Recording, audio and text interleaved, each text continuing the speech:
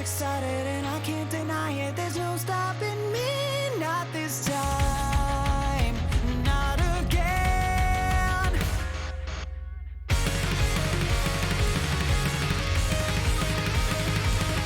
Been watching and waiting for answers I need, but this world leaves me wondering.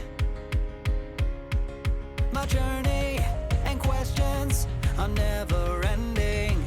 I wanna know for sure how I'm supposed to live life. I take off my armor to face a new day. Throwing howls and I hear it say that armor is only a shell hiding you away. You gotta open up to fly, and I'm rising up to number one now. I better see you open up the sky, 'cause I need a scenery I've never seen from here up so high. Much excited and I can't deny it. There's no stopping me, not this time, not again. My heart keeps beating at my chest. My soul's on fire deep within.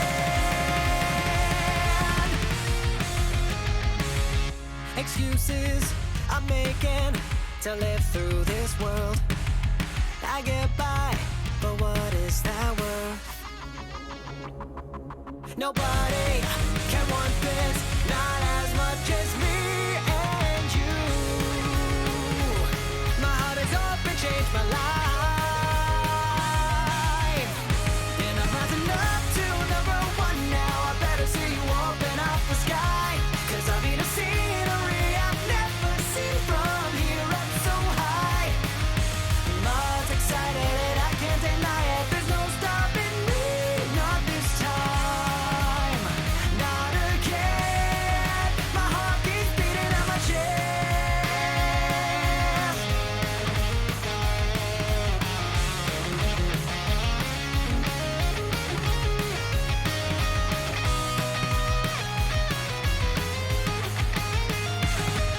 Don't tell me what they say, 'cause I don't care. Their hollow words are leading me anywhere. I'll go where this takes me, I won't let you break me. It's my life, my future's only mine and mine to hold. 110%, I'll break that mold.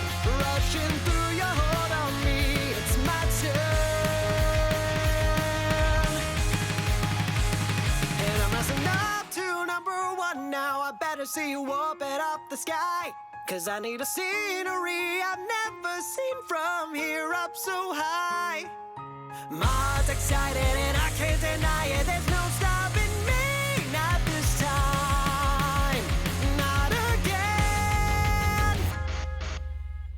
Put me on the sign for number one now, and will you come along with me, my friend? 'Cause I'll be right by your side, we'll never die, it's us till the end.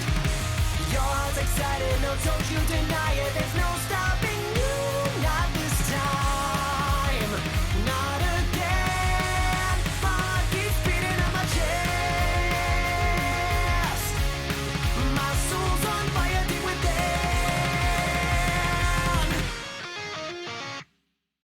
I cut right through the wreckage and look onto the sunset. Eternity, I'm flying.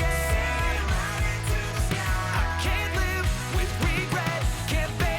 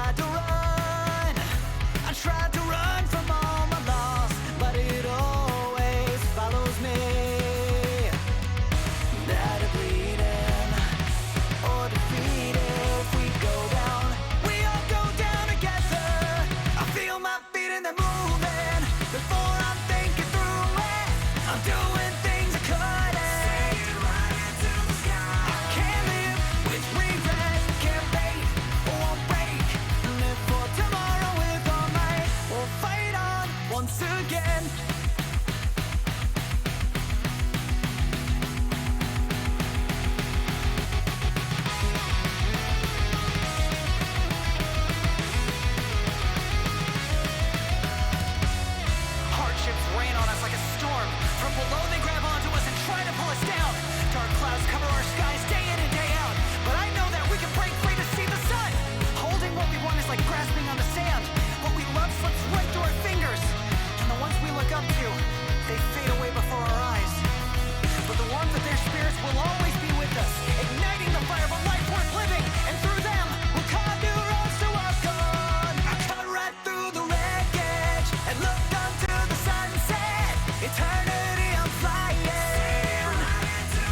I can hear what's forever in my mind. It was singing the song that I was missing.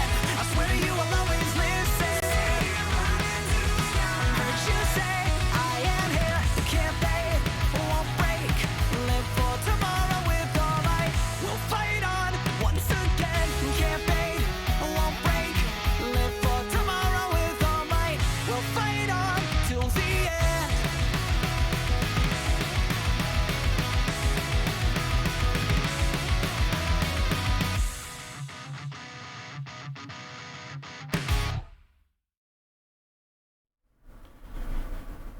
Good day and welcome everybody to the Revolution Gaming Podcast for June. Man, it feels good to be back after a week break. Mentally refreshed. I'm ready to go. Thank you guys so much for your patience. I needed this week off to really recover and get myself back together. And really get my passion back for what I do. But yeah, let's get the guys in here. Let's not waste any time. Too bad. Listen, man, I could get high the whole entire time, but I don't know if we'd actually end up talking about anything that makes any sense. I mean, I could. I've done it before. It doesn't really go well. Hello. Yeah. Holy shit, I turned that up too high. I am now officially deaf. Holy fuck. Now deaf. Yeah, I am from hell. I have the volume control on my headset, yeah, and I was like, oh, I'm jamming out to the music, and all of a sudden, you're deaf! Oh, God, that hurt. Welcome to Okay. Just to clarify for everybody, this is the last podcast until at least September. Alright. I know that it's going to come back in some form, but it's probably going to be way different than what it is right now. I thank everybody who spent the last, almost 3 years just hanging out and watching this slowly become more serious and not serious and, just be its own thing after a while. And I really appreciate that. All the old podcasts that I still have are going to be going up on the website that is launching July 1st. Woo! Pending a fucking disaster, but I don't feel like that's going to be the case because I've spent a lot of time working on a lot of stuff like that behind the scenes. So yeah, we're about halfway to the goal financially. The goal is not the goal, honestly. Like, anything that we make helps. I've gotten most of it paid for myself. The only thing that I would be spending the rest of the money on is people actually help build the website itself, because I've got all the pieces. It's just that I don't know how to put the pieces together. So yeah, the goal is not the goal. The goal is a projection of what would be a good amount of money to help build the website. There, how's that? Does that sound better? But yeah, as always, we start off with our joke game, and this month will be no different. So what do you got, guys? And don't all talk at once. I mean, it's gonna break yourself. Come on, guys. We've been doing this for how long, and no one still wants to talk? Really? No, it's fine. My mouth is full, sorry. Okay. Go ahead, make a joke. Make a joke, come on. Well, I mean, Oh, at least you want me to go first? at least you took it back out of your mouth. So I mean, that's the important part. No. Drunken Dad Simulator. Drunken Dad Simulator? Mm-hmm. Yes. I feel like this should have happened a long time ago. Okay, let's see. You could do yours next, Mermich, and then I'll do my other one. Alright. Drunken Dad Simulator. You'll play a drunken bear who has looked for his beer bottles at a children's birthday party. Oh dear. I can already see how. Most of the video is like a bunch of streamers reacting to it, including Barkfly. Ich meine, keine Ahnung, was hier vor sich geht. Normalerweise wollte ich ein anderes Spiel spielen, aber dann dachte ich mir, hey, lass über Ichigo mal nachschauen, was es so gibt. Und auf einmal sehe ich betrunkener Fahrtensimulator. Und das erste, was in meinen Kopf kommt, ist, das musst du spielen. Mark play this. Oh my word. So a couple years ago, this was just Dan at a birthday party. I think I could do it. Just 'cause I Okay. Wait, is Dan a dad? He would just wear a bear suit. You're all better now. I hope you didn't need that. Oh no, this.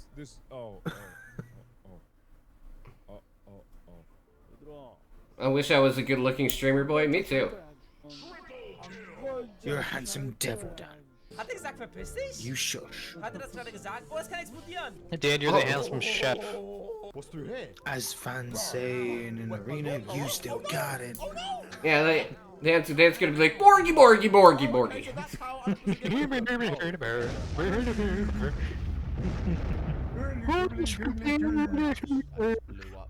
I can't wait. I want to see Mermich play this, Also, what is this? Kiss Oh buddies? gosh. but only if his parents are gonna watch him play it. Hey, someone throw a bear in my mouth. Are you not Bear. entertained? No pressure, no pressure. Oh, you got that, Eatmo? That's awesome. Borgy, Borgy, That's Borgy. great. Died of alcohol poisoning. All right, so what's your Mermich? Alright, mine is PPL The Animated Adventures. Oh my god. Yes, you heard him correctly.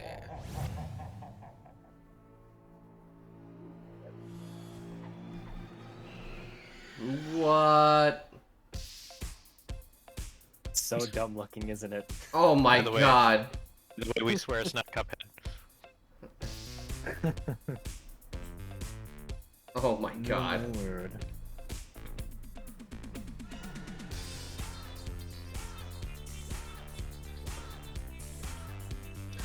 I have no words. I have no words for this. Exactly. I have no words for this whatsoever, just to let you know.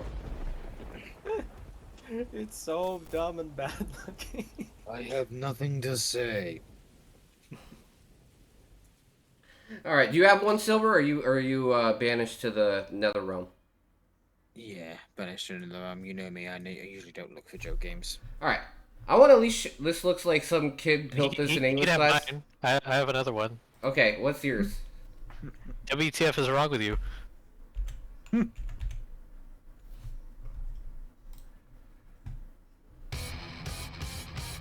Yes.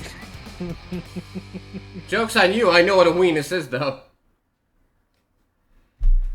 Alright. You're crazy. I know. But that's why people watch me, I think. If I was normal, people would just be bored and leave. Alright, my joke game is not really a joke game, but I find the concept to be fucking hilarious. And it's more of like a really funny game. And it's Alright, called what you got? Wave Break. Wait, It's skateboarding. Ooh. Voting? Yes. Yeah, you see, that looks too polished to be a joke. Not necessarily. Look at the shit that they do, though. Oh, is that a fucking bear? Yes. Fucking boat riding? Really? Nice. Boat skating? I don't know. I like it. That's hilarious. Tony Hawk's boat skater. But that is actually pretty fucking funny.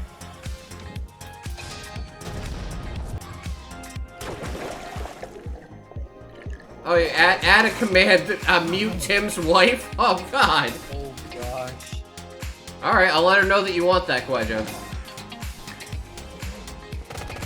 Well, Oh, you want me to put an ad on? Alright. I have to follow the commands, guys, so they're gonna miss all this because we have to put an ad on right now. Well, suck. Well, that means we can take information. Alright, we're doing a 1 minute ad break. But if you're subbed, it doesn't matter, so guess what? Qui-Gon, Dan's still here. Intermission. Blah blah blah blah blah blah blah. I was gonna say, it doesn't take Dan out anyway. But what'd you think of that? I think that was pretty interesting. Yeah, certainly not what I was expecting. Exactly. That's the best part. I have turbo, so I never get ads. See? He's immune to it, guys. But, yeah, so we're going to talk about the games we've been playing over the last month. I really don't have that many. One is more of like a general preview idea of what I feel, because I haven't played a lot of Mass Effect, like 5 hours or so. The other games I've played quite a bit more of, but whoever wants to go first can. It doesn't have to be me. Who's got the most to talk about? I think I have 4 to talk about. And I have 4 to talk about. My numbers just went up to 5. Because I just remembered that, yeah, while I was away, I did play Dark Alliance since it was on Xbox. Alright, guess what? We're talking about Dark Alliance, so... Right. So, well, Baldur's Gate Dark Alliance is not on Steam. Just so you know. Okay, well, we'll just bring up the one that is, and just pretend. Yeah, so it's basically a port of the original PS2 game, but they did, like, touch up some of the character models a little, so they definitely look a little bit more detailed, and, yeah, those physics, they're still there, alright. Even 20 years later. Of course, it's not exactly one of the best liked D&D games for obvious reasons. Actually, we're not going to watch this right now. You can just talk. Because I forgot. We're going to talk about this later anyway. Yes. So that kind of, you know, break my train of thought, but well, it's okay. So, yes, me and my father did finish the game. It didn't take that long, actually, and it took a couple of days, actually. It's still, as I remember, 20 years ago. Yeah, I mean, it's like, what, a 7 out of 10, I guess? That's good. Yep. It's basically the port from PS2, and it's as good as it was back then. And I'm just glad to relive nostalgia 20 fucking years later. Oh boy. Although I will say, there were some moments in the game that really pissed me off. Sorry, guys. The chat's being really fucking entertaining right now. I can see that. It is. Spend those channel points. Alright. Burn them. But yeah, I enjoyed the nostalgia trip, and so did my father. Well, that's I good. suppose I should also mention Homefront, because I did play most of it. I haven't finished it because I only wanted to play it just. What, so I could get Homefront fucking Revolution? transfers. Yes, I played most of it. Didn't finish it, but I definitely played most of the game.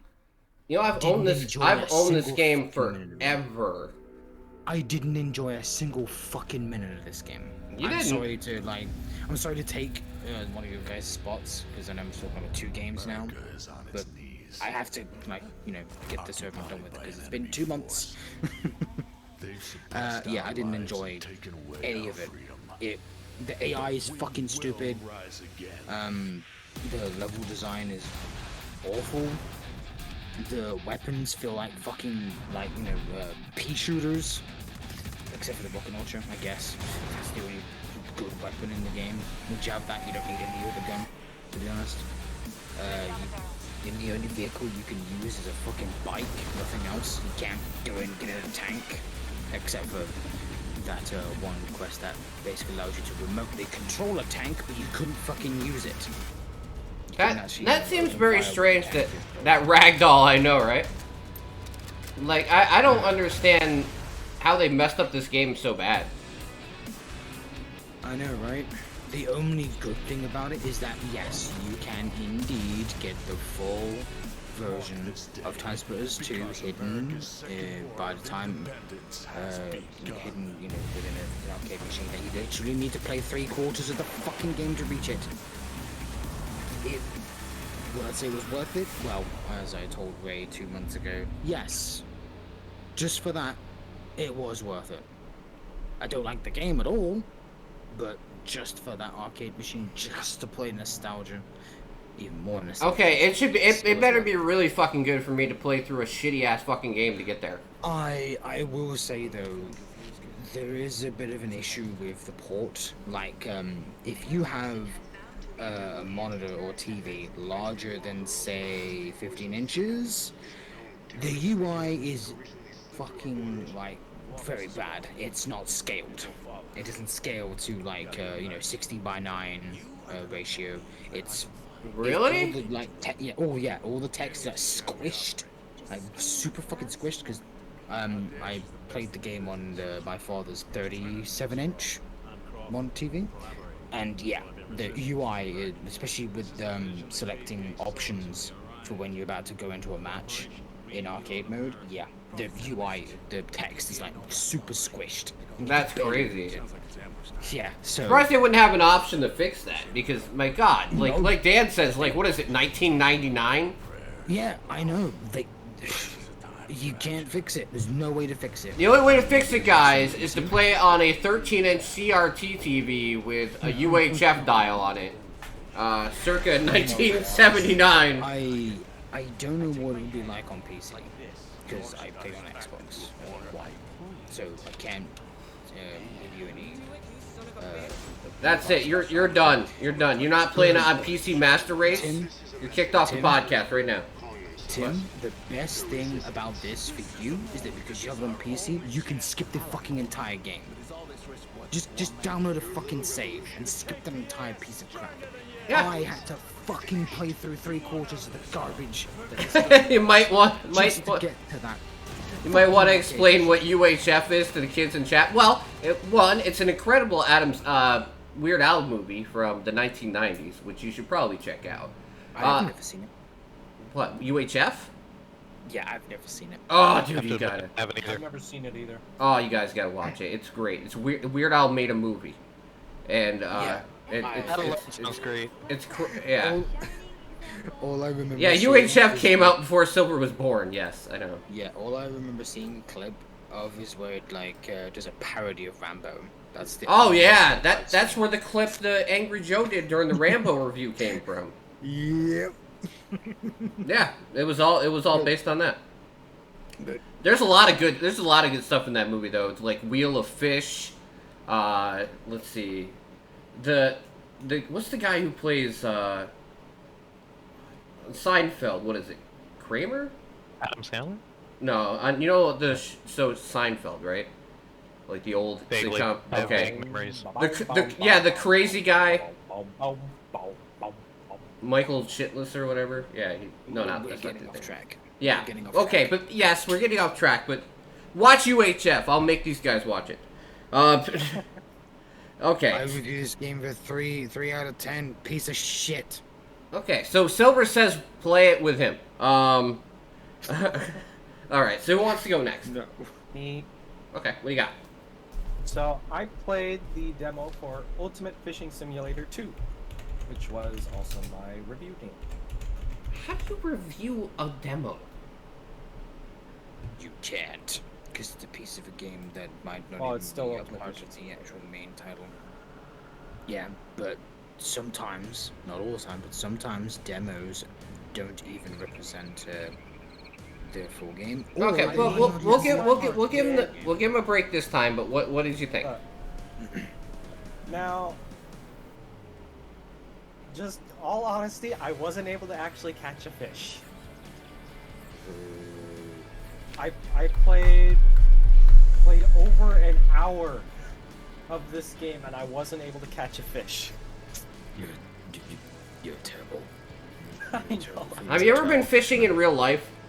Oh, I'm great at fishing in real life. I've Okay. caught many rainbow trout. Then how the fuck did you not catch a fish in this game? There's one big difference. You can't feel the fish tugging on the pole in a video game. Very So, true, unless you use a controller. This game, I will give it props. It is really good in what it's meant to do, which is accurately simulate what it would be like to fish.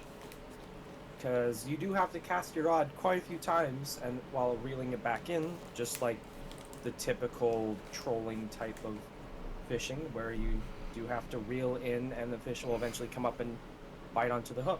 The only thing I didn't like was the fact that after the fish came and bit on the hook, even if you tried to, you know, do the proper reel in when it's swimming towards you, not let it go out when it's pulling away and that whole thing, even if you do that, which is pretty much standard for fishing, the fish would still just jump off your line and swim away. Actually, Dan asked a good question. You can't feel it with controller vibration? I didn't play with the controller. I didn't try to because I didn't know if it had controller support or not. Well, I'm saying that's usually how, like, in fishing games that I remember, like, the Sega used to make fishing games that were pretty good. Like, this seems like, honestly, it seems like the Sega fishing games from, like, the early 2000s would blow this game out of the fucking water. Because it doesn't look, it looks really, really, how to put it, like, somebody, Basic? yeah, it looks really bland. And I've seen much better fishing games, like, from years ago than what this looks like. I'd rather fish in Stardew Valley than fish in this fucking game. Tim, honestly, I would too. Because It does. That's easier to. I deal with. appreciate what the devs were going for with this. Yeah. But Yeah, I'm sorry. I do remember that, Dan. Go ahead. yeah, I remember that one too. But I don't feel like this was the best accurate like representation of a fishing simulator. It based the whole, there was like no tutorial. It basically just threw you in a world, popped up a little menu that says, okay, here's the whole list of controls, like you're going to be able to memorize it just by looking at the one page and then never showing it again. That's already an issue. That's hot. Yeah. So yeah, if it had a tutorial of how to actually catch a fish, you know, how You feel like that would be important in the demo. Right. yeah. A lot of demos tend to just be a tutorial of Because a you know, game. not to be cliche, but I think that a demo is supposed to try and hook you in. So giving a tutorial that shows you how to hook a So, fish would be a good idea. I'm gonna give it a 3 out of 10 because I did have a bit of fun while doing the demo. Well, even if I didn't catch anything, I still had fun, like walking around the stream and casting my line and just trying to catch fish. And So it was Murmich likes really walking fun simulators. But I did have quite a bit of fun with the parts that I did play, even if there were quite a few frustrations. So Murmich, have you ever Yeah, played so yeah. Firewatch? Yes. I love that game. It's a great Okay, game. I was gonna say that makes me feel like that would be a game for you, or like a walking simulator game. I have 100%ed Firewatch. I will make you pee soon. Joke's on you. I want pee right before we started, so good luck. My bladder's gonna take a while to fill. But no. Did you ever play the game that I gave you, Murmich? Unfortunately, I wasn't able to do 2 finals and work.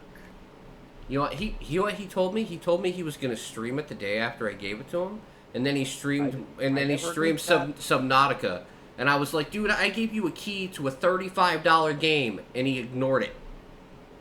I'm gonna be playing it soon. Then I If gave- haven't- And I gave it to him before release day. I wasn't able to freaking play it. Mm-hmm. Working 2 to 11 fills up a lot of time during the day, especially when you wake up at noon. Okay, to let everybody know who's watching out there, Murmich just started streaming on his own Twitch channel, which congratulations to Murmich. I was trying to help my friend out and, you know, give him a cool game that's right up his alley, that's brand new, that would give him probably a boost in an audience because he would know how to play that type of game. And I'm not giving you shit, Murmich, but I literally gave that to you for the purpose of being like, play it at launch, you know, get people in that will like the type of games that you like to play. Because that's what you want as a streamer, is people to come in that will enjoy the games that you play, instead of being like, I'm going to play Call of Duty, gain like 500 followers, and then never play Call of Duty again, and never see these fuckers again. So wasn't able to play it while playing Subnautica. Exactly, exactly, Derek. Dutch. So, Subnautica is what I started streaming specifically to showcase. Well, eventually you're gonna have to stream something else. I know. I mean, and he might eventually find a lot of content. So Do you you have never know. Do you have a DVD drive with your computer? No. I was gonna say I got some Barbie and Barney games, Barbie and Barney games I could send you. It probably The only game, it might run on your 3080. I don't know. the only PC game that I have left that actually is on CD is what was it? Age of Mythology. That's the only thing that I got. I am lucky I have a box full of physical copies of games. At Walmart, I bought Wreckfest for $10 on DVD. Oh wow. I've Painkiller and its expansion on Overdose. Cyberpunk 2077 is available for $12 if you want to get it on a CD DVD. Wow. Yeah, at Walmart. Damn. Well, in any case, who's up next? Barbie and Barney? Yes, that's what I wanted to play. Ray will be up next yeah, Ray, go because I ahead. went Twice. I guess I'll go next. So I played New Gundam Breaker. Oh yes. Actually, And I've looked into Gundam Breaker games because I've seen people play them before and they look phenomenally fun. yes, it is. But this game of the franchise is not very popular. Ah, I see that. Ooh. It is the first Gundam Breaker game that came to PC, and currently the only Gundam Breaker game that came to PC. So unfortunately, if you want to play any of the other ones, you would have to have a PlayStation console. And I'm pretty sure that none of them were released outside of Japan either, so you would have to get them through. I'm not gonna lie, Japanese this game doesn't look very good. I'm trying to remember, how old is it? Like 2015?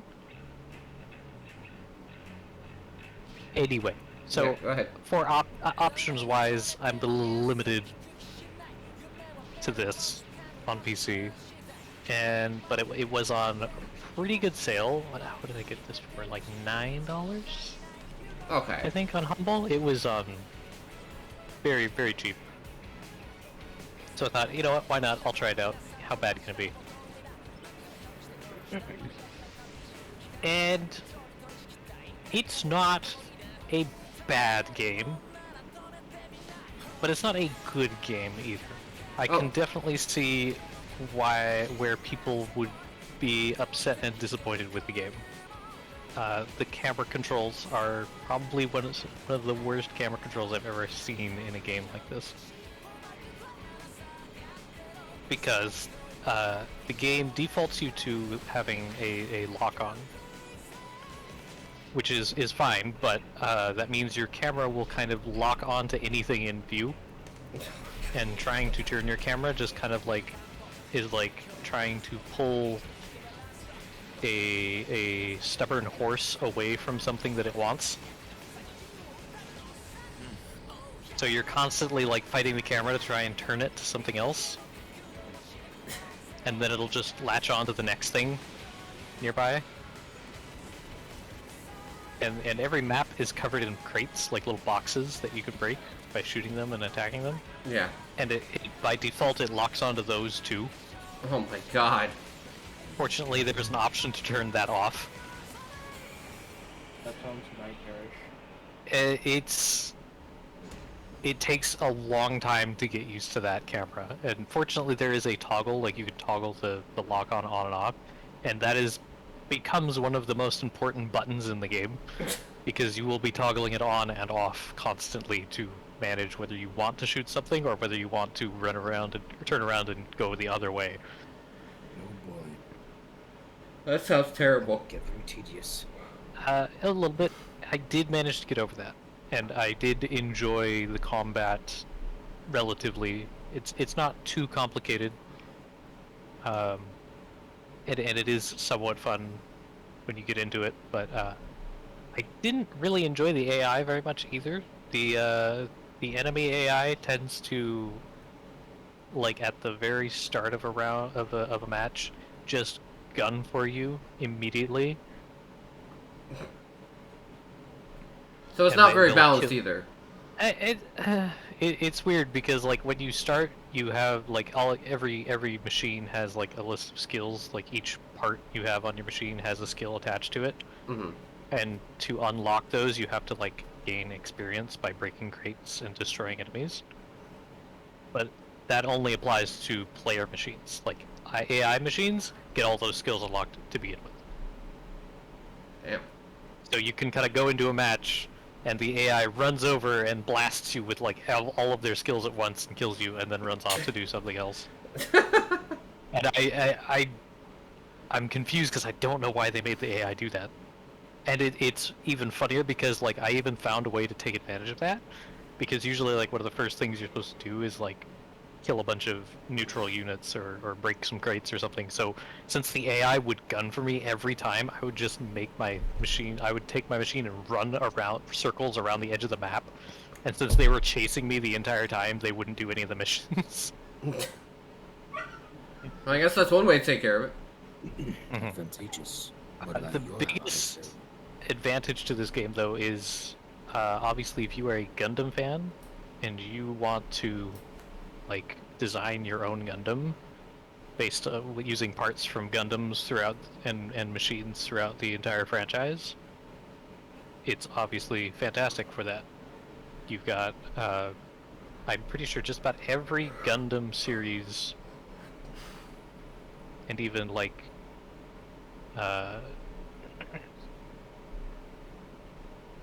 spin-off series and stuff like the stuff from mangas and stuff. It's got a lot of machines to piece parts together. So it's cool, but it's not enough to carry the game over the. If you're a really big Gundam fan, you could enjoy that aspect of it alone. And I've seen reviews suggesting, hey, if you get it, just download a save file that has all the parts unlocked and play around with the parts, because that's all you're going to enjoy about it.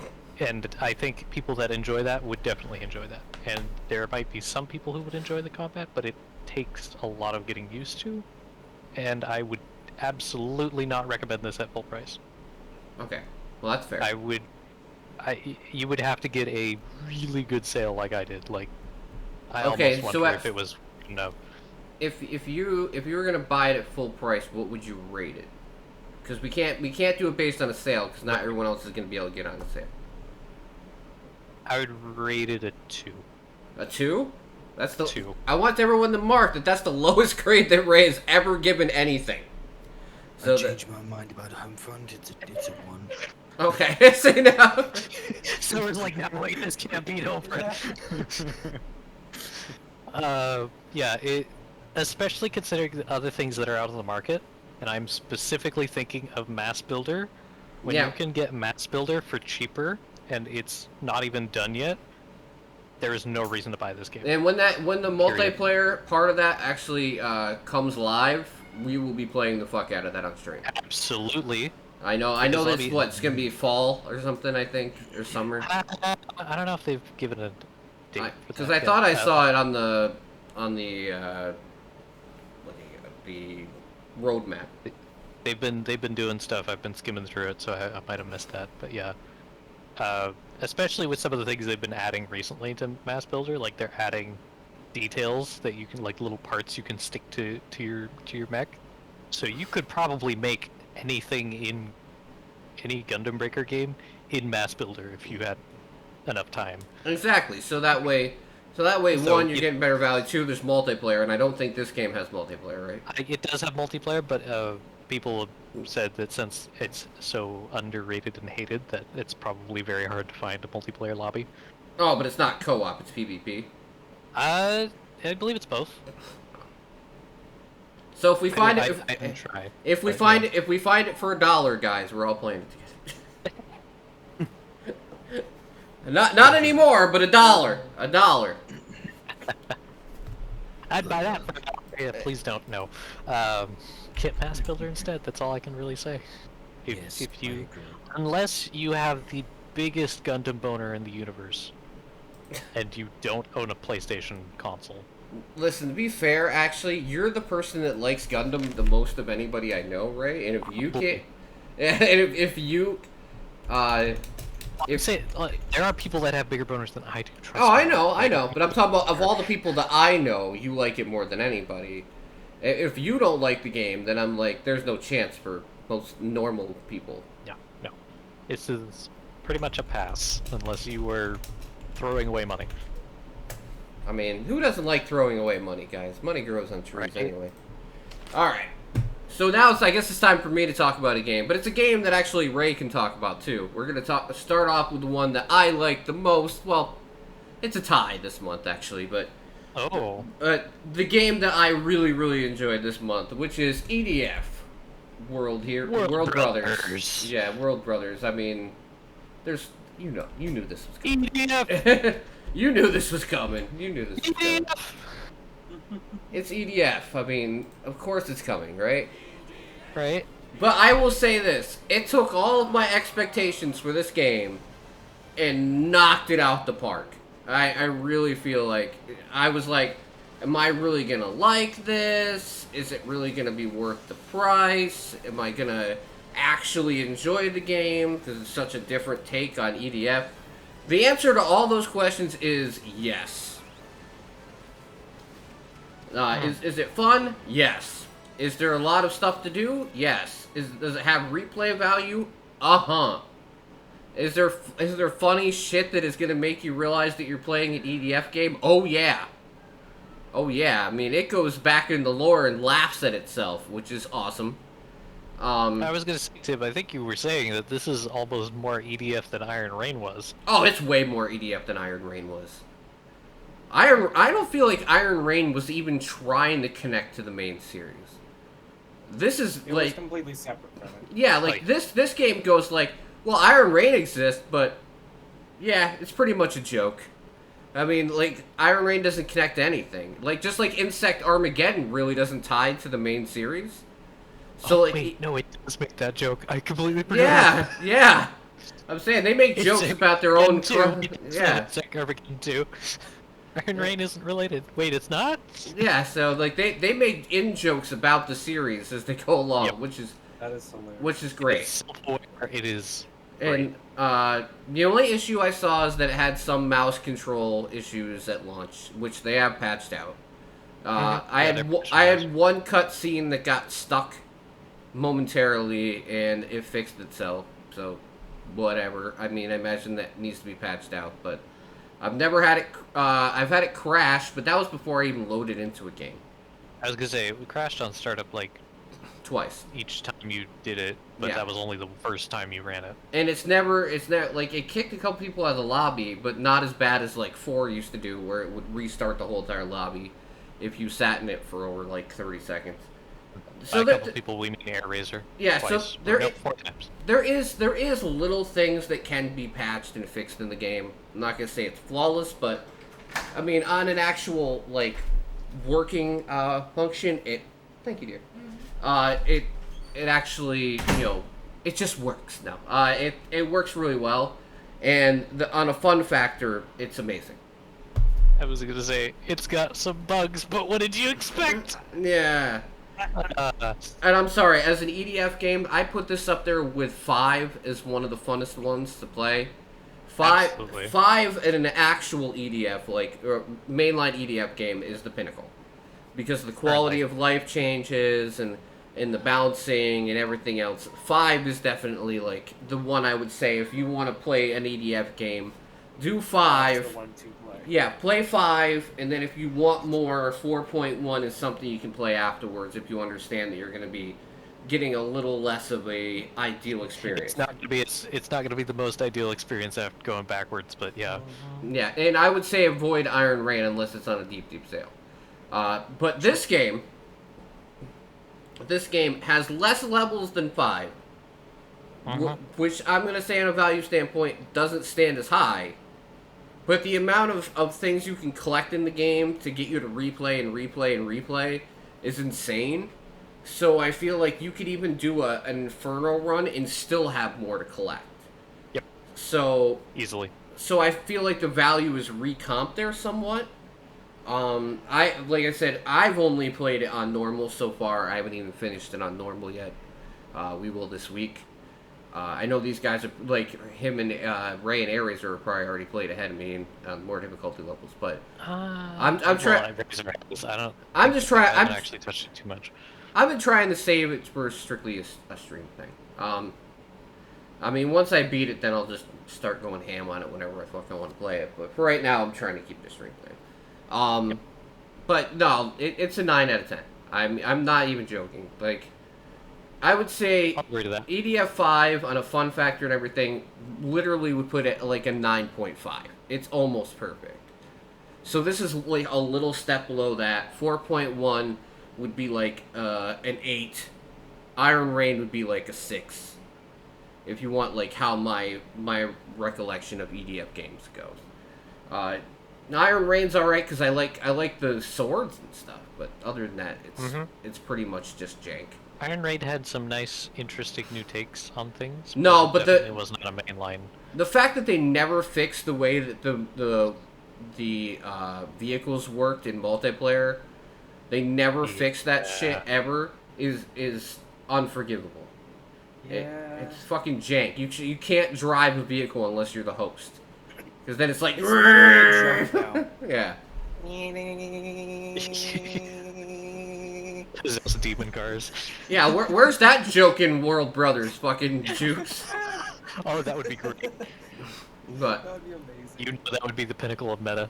yeah, but I would say it's a 9 out of 10. I don't know if it's if you're not a fan of EDF like entirely. I don't know if $60 is worth it for you guys, but I didn't pay 60 for it. I paid what, 49 or something. The discounted price for Yeah. it. Yeah, so I mean, for anything under 68, even a 15% off deal or whatever, I would say pick it up. EDF knows how to treat us right, and they haven't gone wrong yet. Yeah, except Iron Rain. Fuck you. I mean, I The feel like one I got my thing- value out of it. The It's one thing Iron Rain did do well Mm. was the Prow Rider. Yeah, I mean, it's just that nothing around it's fun though. Like even the mission structures isn't very fun. I mean, I'm not gonna make this a long debate about EDF, but I'm just saying like, whatever. no, I want to say like I think Iron Rain would have been better suited if it would have just been more in line with the regular series in the case of like mission structure. You can do it all the rest of the bullshit you want around it. But, you know, they cut the enemies down to, like, a third. And just put it on a giant level and went, here's some desert. Yeah. That's what. But Be interesting to see a little what bit of the- feedback onto EDF World Brothers. Yeah, well, I'm done. So, I have yet to play it. However, initially I was off-put by the fact that it is a voxel game. Don't worry. It's actually... When I saw Tim and Ares are playing it, and I found out that you can actually play any of the characters, and you get access to pretty much all of the weapons from all of the games. Thank you for the host, Umi. It's Wednesday. Yes. So that immediately sold it on me, and I immediately bought it as fast as I could because of the fact that you can play as pretty much every single class from every single game with every single weapon. Yeah, And then some. yeah. And then some. So if that's not already not enough of a reason to buy it, I don't know what is. I don't know. Like I said, if you're not a fan of EDF, this isn't gonna make you one. Sorry. Probably not, no. But it's, you know, but if you're already a fan of EDF and you like that type of gameplay, this is just more of that. This will tide you over until 6 comes out. Yeah, which is supposed This to be will around... more than tide you over until 6 comes out. I'm gonna guess between December and February is when EDF 6 is gonna come out. I believe they're planning on doing Japan release then. I don't know when we're getting the rest of it. Well, if they release it by the end of the year in Japan, then it'll probably be like March or April before we get it. That's what I'm thinking. That's okay. I can jam Hey, on with this this, in I 5. can wait for it. I can wait. Yeah. Because going through an Inferno run and very hard and everything, it's gonna take time. Like you ain't gonna run out of EDF stuff to do for a while. All right, so who's next? I don't want this to take forever. we're already. Silver's next. I mean, Silver's done too, so why don't we have you go, Mermage? Alright, so the next game that I played was Star Wars Squadrons. Ah, yes. Alright, I'm gonna talk about this with you because I've never talked about it, but I want you to go the VR route first. So, I'm just gonna quickly go through my thoughts of it with and without VR. So, I went and dug out my old force feedback 2 joystick from years and years and years ago to play this game. Now, you do have to change the controls around quite a bit, because you will have to rearrange all of the button commands to what's actually going to work for your joystick if you choose to use one. This game does what it sets out to do, of being a pilot-driven Star Wars game, where you fly around and do dogfights. Okay. Now, doing it without VR was really, really cool. Doing it with VR was absolutely amazing, except for one part. Well, 2 parts actually. But number one, and the biggest issue, is that cutscenes do not work at all in VR. That's funny though, because Joe played this in VR for his review, and I don't remember him ever mentioning that. But I mean, who knows? I don't know if it's something with the original Oculus or not, but the cutscenes literally just would not play on my screen. Like, each eye was like a separate part of the screen, to the point where they weren't a 3D image at all. They were just 2 flat images in different spots, and it weirded out my eyes so badly that I had to take off my headset every time there was a cutscene. That's very strange. Flying wise, if you play it for too long, it will start hurting your eyes, just because, unless you're really, really used to, you know, The motion blur will get to you. the motion blur and just the disorientation of spinning around everywhere. If you're not used to that, then you will, like, you can start getting a headache like I did after playing it for about an hour. But, yeah, I did dump a decent amount of time into this game, and it was really fun in VR. Being able to fly around shooting at TIE fighters or Rebel scum, it was amazing.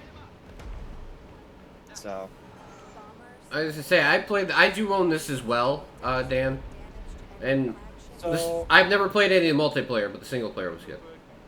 I'm gonna give it a 7 out of 10, just because it was really fun, but I feel like it would be a bit better without VR, just because of the fact that that disorientation of it just, it's hard on the eyes and on the head, so.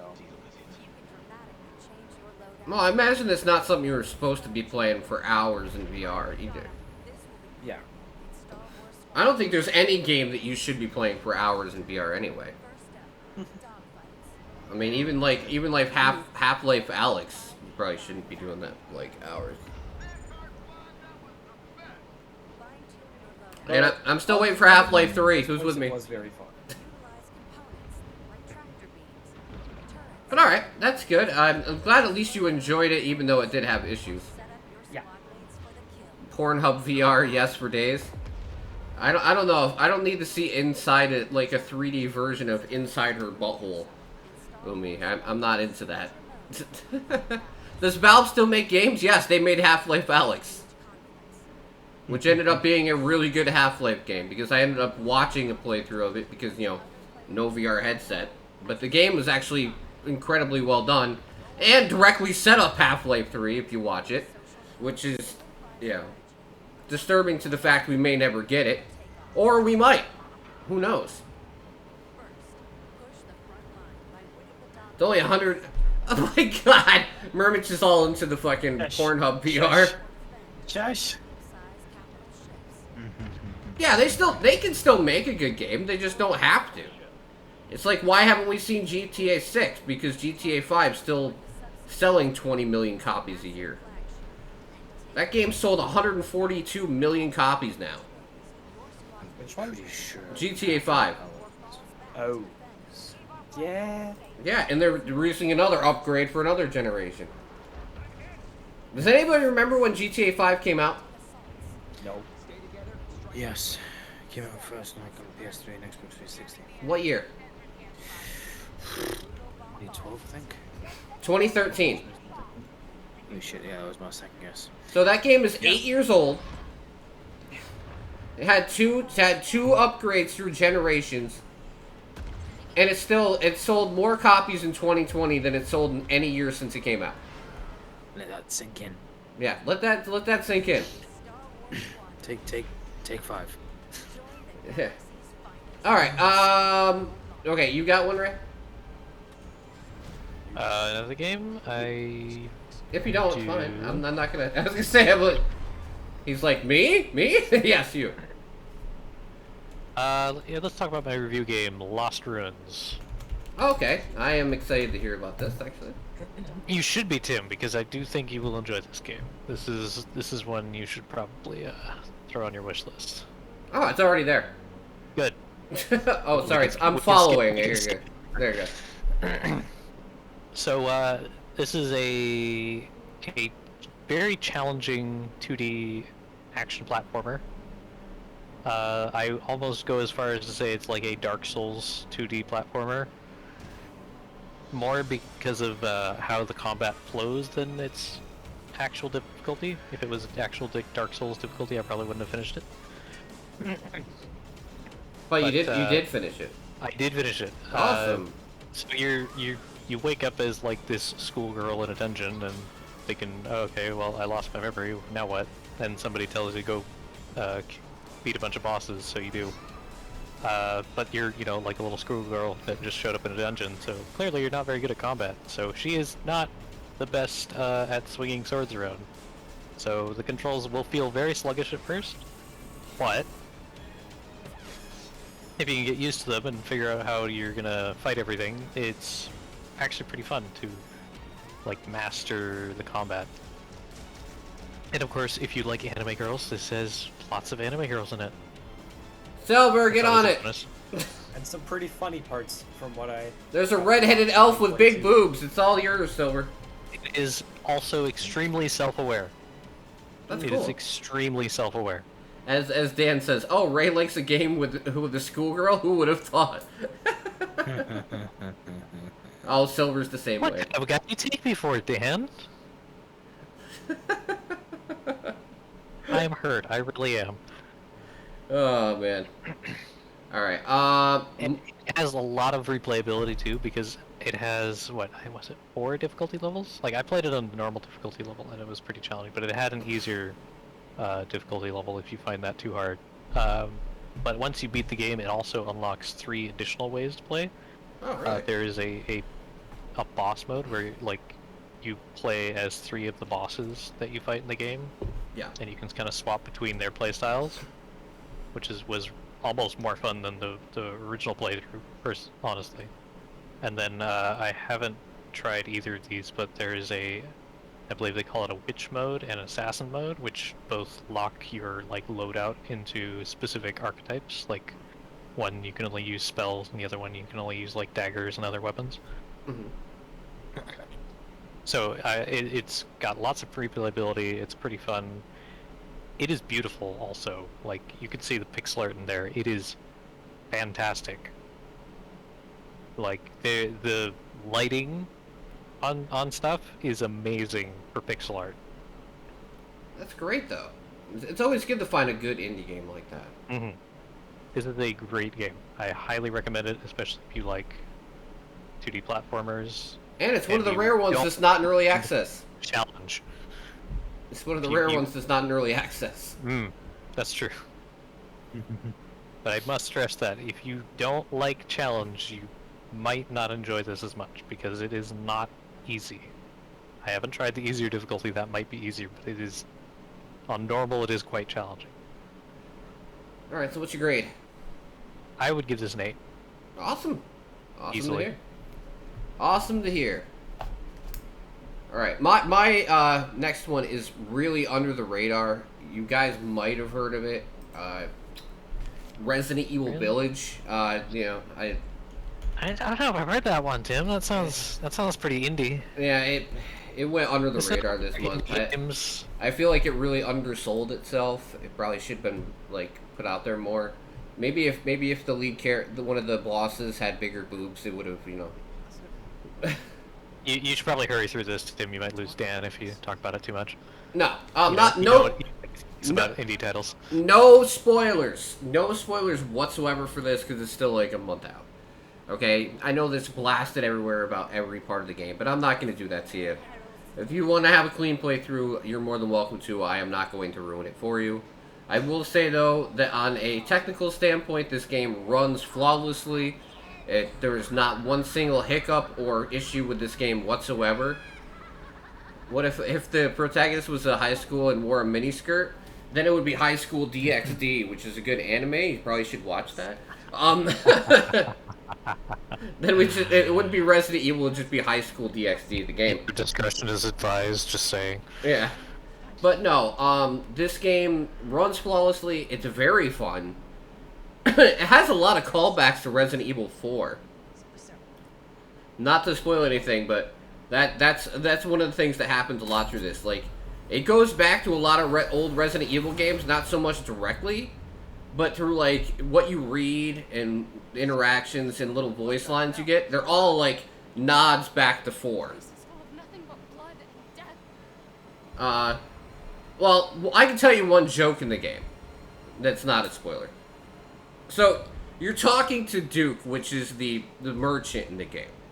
And, like, while you're buying stuff from him the first time in the game, he goes, "What are you buying?" And he goes, "I had an old friend that used to say that to me all the time." That's the type of, the jokes that are in the game that make you go, "Aha! I know that." And especially... Good one. Oh, can I also bring up a fun fact that I learned today? Resident Evil 6 outsold Resident Evil 4 as of this year. Really? Resident Evil 6, considered one of the worst games of all time in the Resident Evil series, has now sold 12.8 million copies in its lifetime. So it's now outsold Resident Evil 4, 5, and 3. That's terrible. That's terrible. And news. it's the second highest selling Resident Evil game of all time. That's terrible. So for the people that were like, Resident Evil 6 is dog water, and I'm like, it's not. Not according to people that bought it. Well, let's put it this way. I feel like Resident Evil has phases at this point. There's Yes, the yes. 1, 2, 3 is a trilogy that's in its own self-contained way. It's also the tank control trilogy. Yeah, and then like 4 is on its own. I feel like 4 is its own thing. 5 and 6 are very similar. And then 7 and 8 are very similar. I don't know about that, but hey, that's your opinion. Well, no, I mean, like, what do you find? Do you find 4, 5, and 6 to be similar? Well, yes. Very similar control schemes. I feel It's like just that- 4 and 6 are really far apart in that regard. Well, they're all three over the shoulder styled the third person shooter. Oh, I'm just talking about the clunkiness. Like, 5 and 6 are very, very, very... 4. Sorry. 4 I feel like is a good mixture of 3 and 5. Yeah. That's all. 4 is obviously the better of the three, hands down. Yeah. No fucking debate there. Yeah. Whatsoever. So I feel like they're gonna Resident Evil 9 or whatever they want to call it. You know, it's obviously not gonna be like Resident Evil 9. They're not gonna call it that, especially after they called this one Village. But whatever they call it, I say play a game if you enjoy it. On like, yeah, I don't give a fuck about what people think about a game. If I play it and I like it, I don't give a shit. Well, I mean, like after Village, we already know where it's going after that. So like after they're done with the trilogy that follows this game, like the last game in the trilogy, then I feel like they're gonna have to change it up again. Because it seems like that's the way it goes. 1, 2, 3 were tank controls. 4, 5, 6 were like more action heavy. 7, 8, 9 are more very, very story driven with action ramping up from 7 to 8. So, As far as I could tell you. but I will give this game a 9 out of 10 as well. That's why I said it's a tie. This game is incredibly enjoyable. It's not as scary as 7, I would say, but it's got lots of lore, lots of heart, the good characters, everything like that. It's fucking, it's incredible. Like I said, it's a game that released and just fucking worked. It didn't need patches. It didn't need fucking, you know, oh, wait a month to play it and maybe they'll fix this shit. No, it worked on day one. You load it up and it fucking worked. Oh, okay, wait. I don't want to spoil it for anybody, but I think people have seen some of the shit in the game. And I'm not going to spoil how this works. But no, the baby in that fucking game, baby in Resident Evil Village, scared the fucking shit out of me. Baby, what You remember that? Yes. Yeah, that was scary as fuck. Like, oh my lord. Yeah, you saw Joe's review? It was in Joe's review too, yeah. I was going to say Dan saw that. Yeah, that baby, when that happened, oh, dude, I was shitting a brick. Fucking running around all over the place like, oh, hell no! If you remember that baby in White Day. Okay, it's very similar. Yeah, one fucking creepy moment. Yeah, that's what it is for me. It's like, it's almost a walking placenta at this point. Fucking... It's worse than the original. I ain't changing your diaper. I already had to do that shit. I know, that's one of the lines I had said in the clip. I ain't changing your diaper. Besides, Resident Evil 4 has a bigger legacy as it gave us the Devil May Cry series. Yes, actually, the way those two series tie in at that point is very funny. Undeath begins a conception. It's the child support mascot. Oh, Lord. Oh, Lord. Okay, can we move on? Yeah. Silver, what's your next game? How many of those jokes are original, and how many did you take from people's reviews? That's all I want to know. No, I'm just waiting. I'm just waiting for the baby to come for my Milky and my chicken nuggies. Oh, These ones are original. Quick question, Tim. Do I Yes. save Mass Effect, the entirety of the trilogy for the website, or yes. do I just I am. mention the first game for now? I I'm was gonna say, saying. you only played through the first game, right?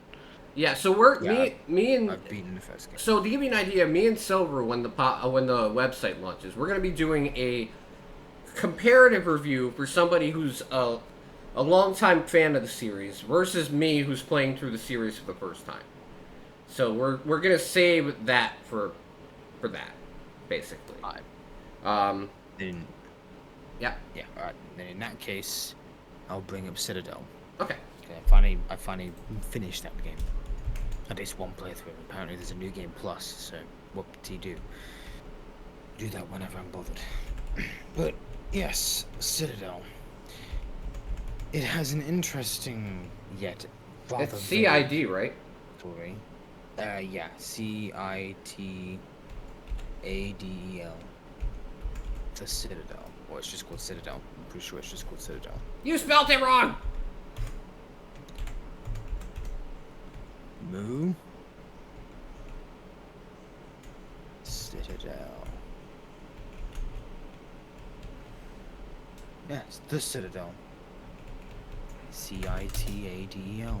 But it's the Citadel. Don't forget the. Apologies. I'm There pretty you go. tired. I got it. I'm pretty tired right now. Don't Got pick it. on me. Oh, this is a very sober game. Okay. Yep. Yeah, so it is very gory. That surprised me quite a bit. But it definitely has quite a few interesting weapons. And the boss fights are unique. But the story is very, very vague. So you're basically what they call the martyr, and your task is to basically defeat these seven synthetic hybrids, like half machine, half flesh, or half organic. And some of the boss designs are extremely creepy because they have human heads, but they have synthetic or completely mechanical bodies. Like there's one that is, I can't really explain it, but it reminded me like of a giant bloatfly, but it was a machine bloatfly with a human head. It has some creepy imagery. Yeah. Very creepy. Not normal. But I will say that the mech you get to use throughout the game is pretty cool, and has quite the powerful rockets for Nice. its third weapon. And it has a flamethrower, but I barely use that. So, I just prefer to use the machine gun and the heavy cannon. so comparably to most of these Doom mods you play, does this stand up to it? It's unique in its own way, put it that way. Okay. There's obviously like there's like lean mechanic, so you can basically shoot enemies while using walls as cover, which is great because you kind of like need to use the lean mechanic a little in the game, especially when enemies are firing rapid fire weapons.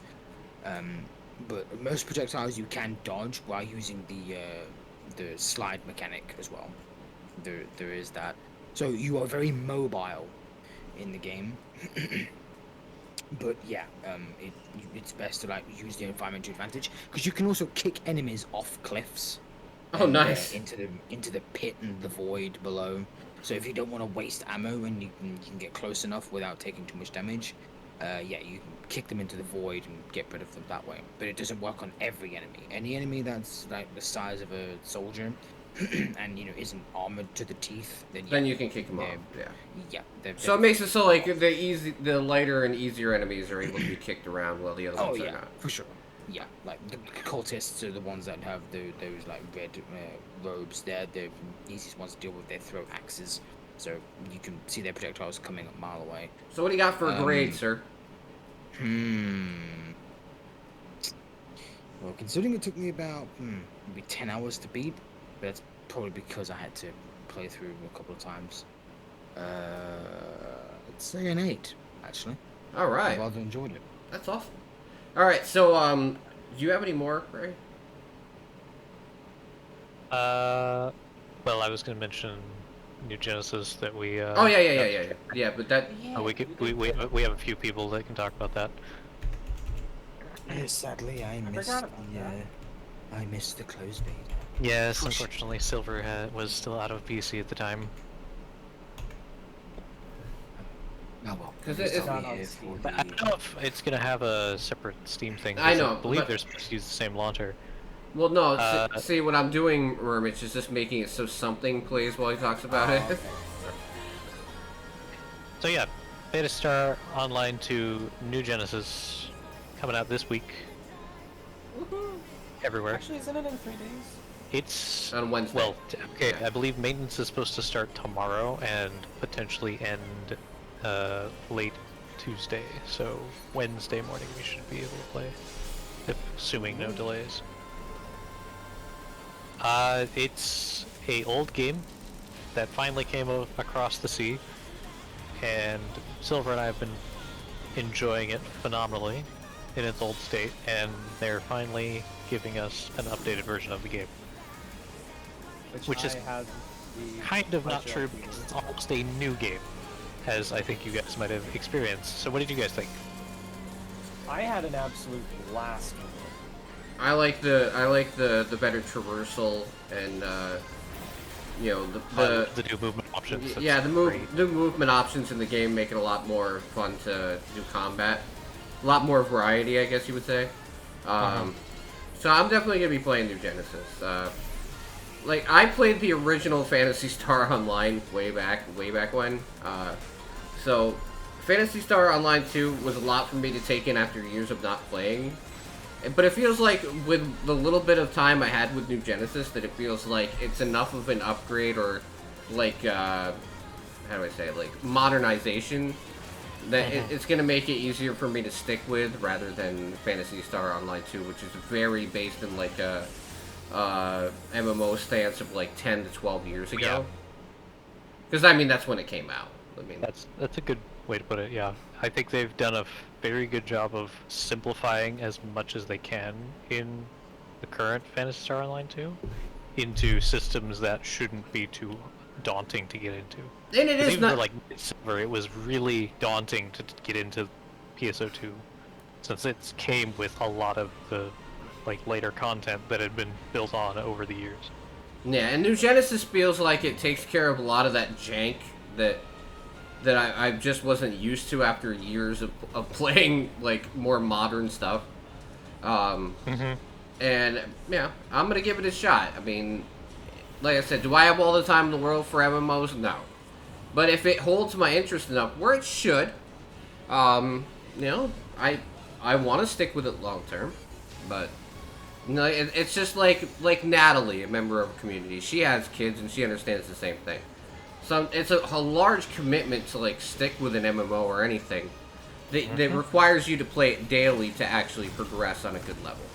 And I'm gonna like I said, I try with everything to do that. But you know, if I don't, I'm not gonna beat myself up about it. But I'm certainly going to try. Let's put it that way. That's why I love video games though, because the regular video games, besides MMOs and stuff, you can just okay, I put this down for a week. Oh, well I'm back. Click, click. I'm gonna play. You know, so we'll see how it works. But I am impressed by the upgrades that come with New Genesis, I would say. And that's my thoughts on it. It was fun. Looking forward to the full release. Yeah. Oh yeah. All right. My last one is just I want to bring this up because I've never actually talked about it before, and I've played it a few times on stream. Is RoboQuest. I've never actually talked about it on stream before. I mean, on the podcast before. Like, I played this the other day, and I've given away keys for it multiple times. And I've never actually talked about it on the podcast at all. So I thought I would do it. This game is incredible. It's like, hey, do you want to play Borderlands, but a lot faster? And it's like Borderlands and Risk of Rain had a baby. Yeah, but it does feel like that. And it is so much fun. I wish it was more than 2-player co-op, but I understand the levels are only built for like 2 players currently. But man, it is so much fun to just listen to the music and jam out and just kill shit in the game. And it's a game that you like, you know, the development is based on like they do one big update every season. So there's like I've been through the fall, the winter, and the spring update. The summer update comes out, I believe at the beginning of July, and that's gonna almost finish up all of the story content. It's gonna add like 4 more levels to the game. So I mean, it's gonna be. I feel like it's gonna be a lot of fun by the time it's done. I mean, like a lot of fun. And they're gonna add a fully animated cutscenes to the game eventually, but right now they're all just like comic book style. But the gameplay wise, they fucking knocked it out of the park from the get go. So I know some people don't like the cartoony shit, but it doesn't bother me, and I have a lot of fun with it. It's like, you know, all that part of Borderlands that you really like, and then the story either really drags down the experience or brings it up. Well, we're just gonna cut all the story crap out of it, make it really basic, and then just let you go have fun. That's what RoboQuest is. And it's $20. And it's amazing, and it's fun. You can play it with a friend.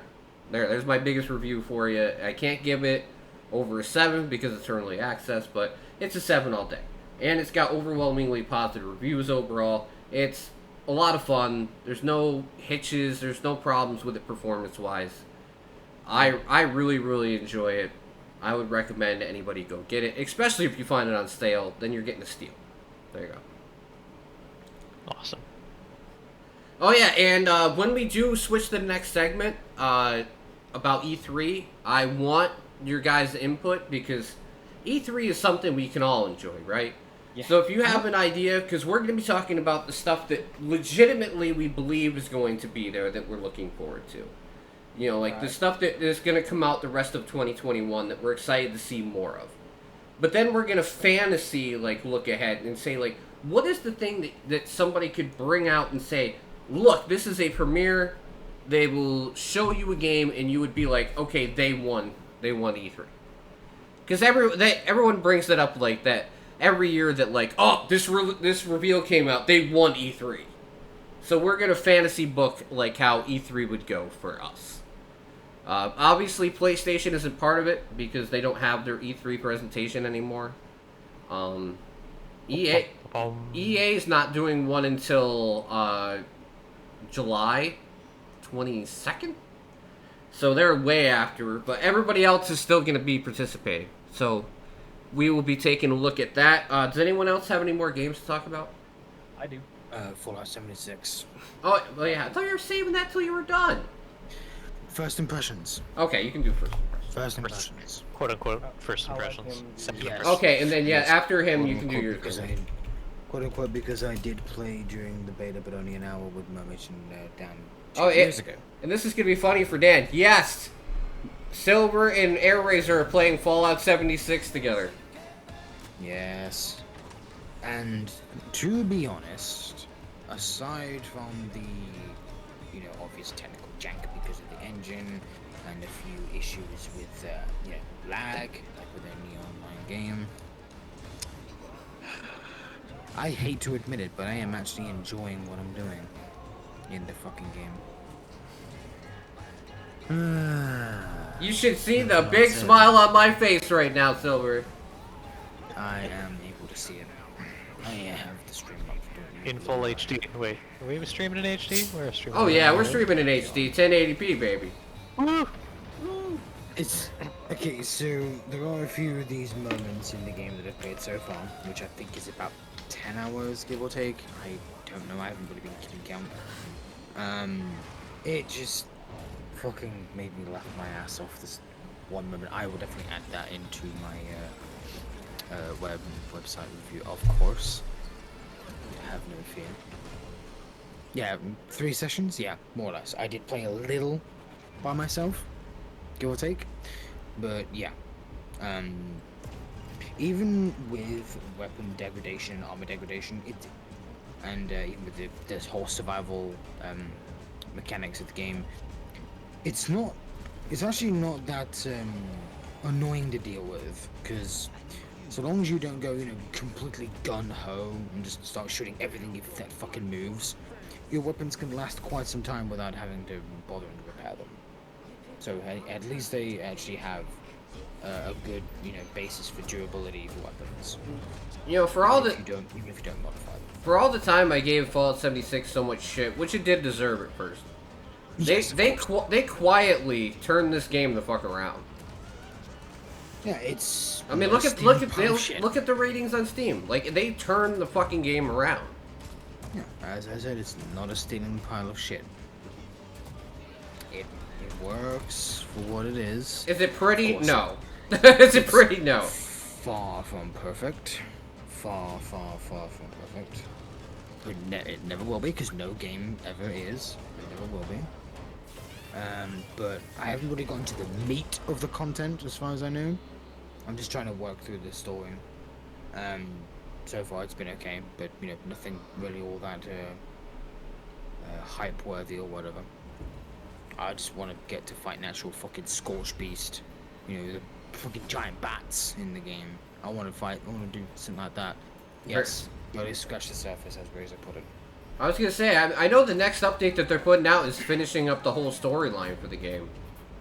Yeah, so hopefully by the time July comes around, I will be at least level 30, something like that.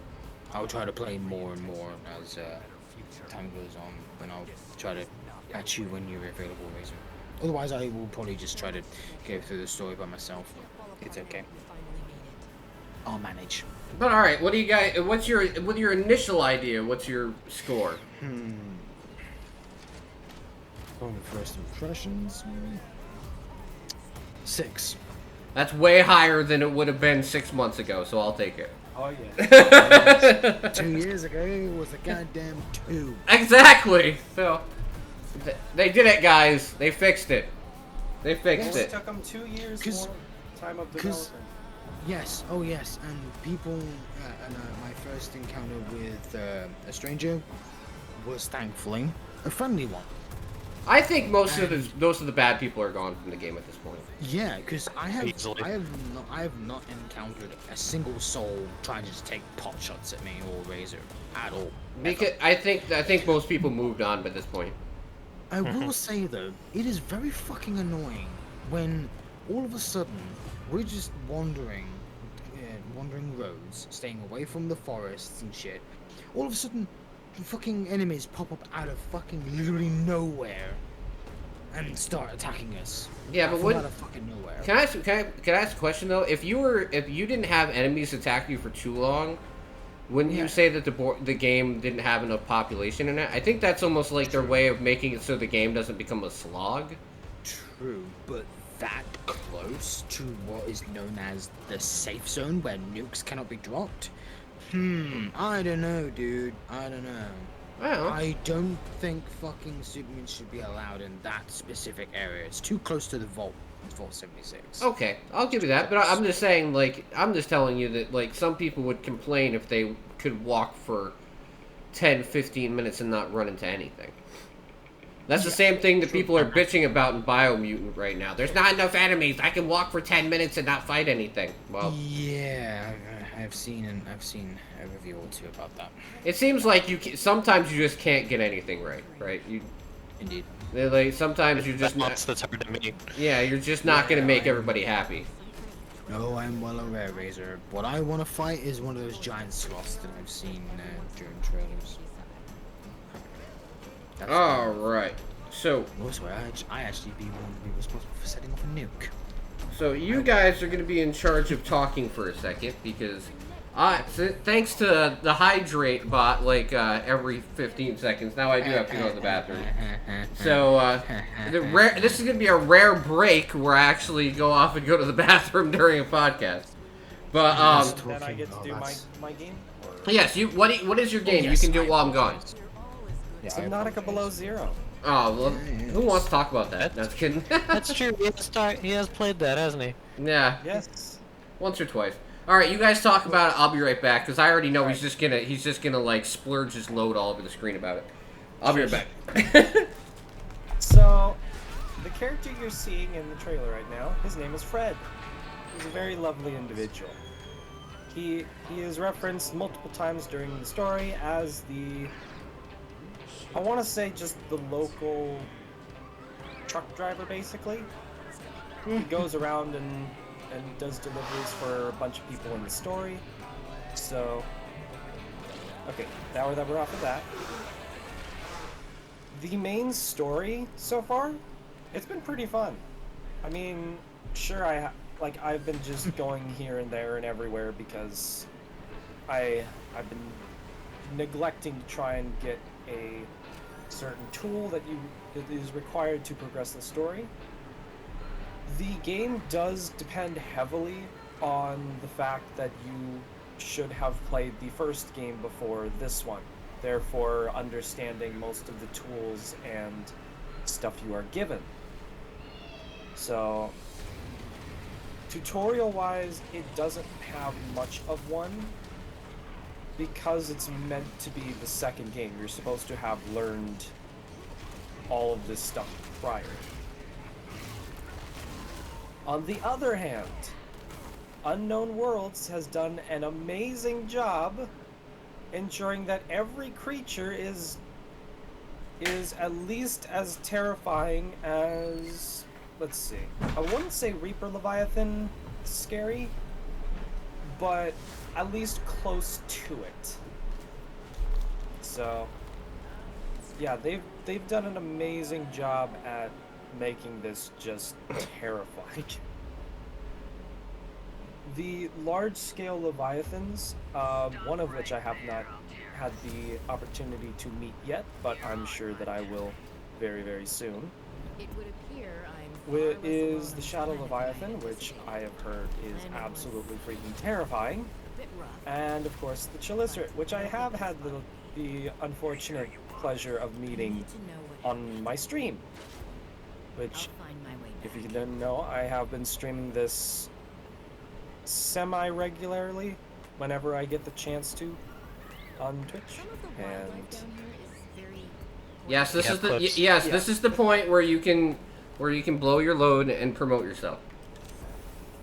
yeah, so if you want to see more of what I've been doing in Subnautica, I will be streaming it probably next Wednesday, and definitely a lot more coming up because finals and school are going to be over, so I get to spend more time actually enjoying my personal endeavors rather than, you know, getting annoyed by schoolwork, which I would rather not do because, well, I'm not going to complain about classes here. But, yeah, Subnautica Below Zero has been very, very fun so far. Wow. Now, I wonder why that didn't work I do there. have some gripes. My one gripe, well, one of the gripes that I have is that they may have been too effective in how terrifying stuff.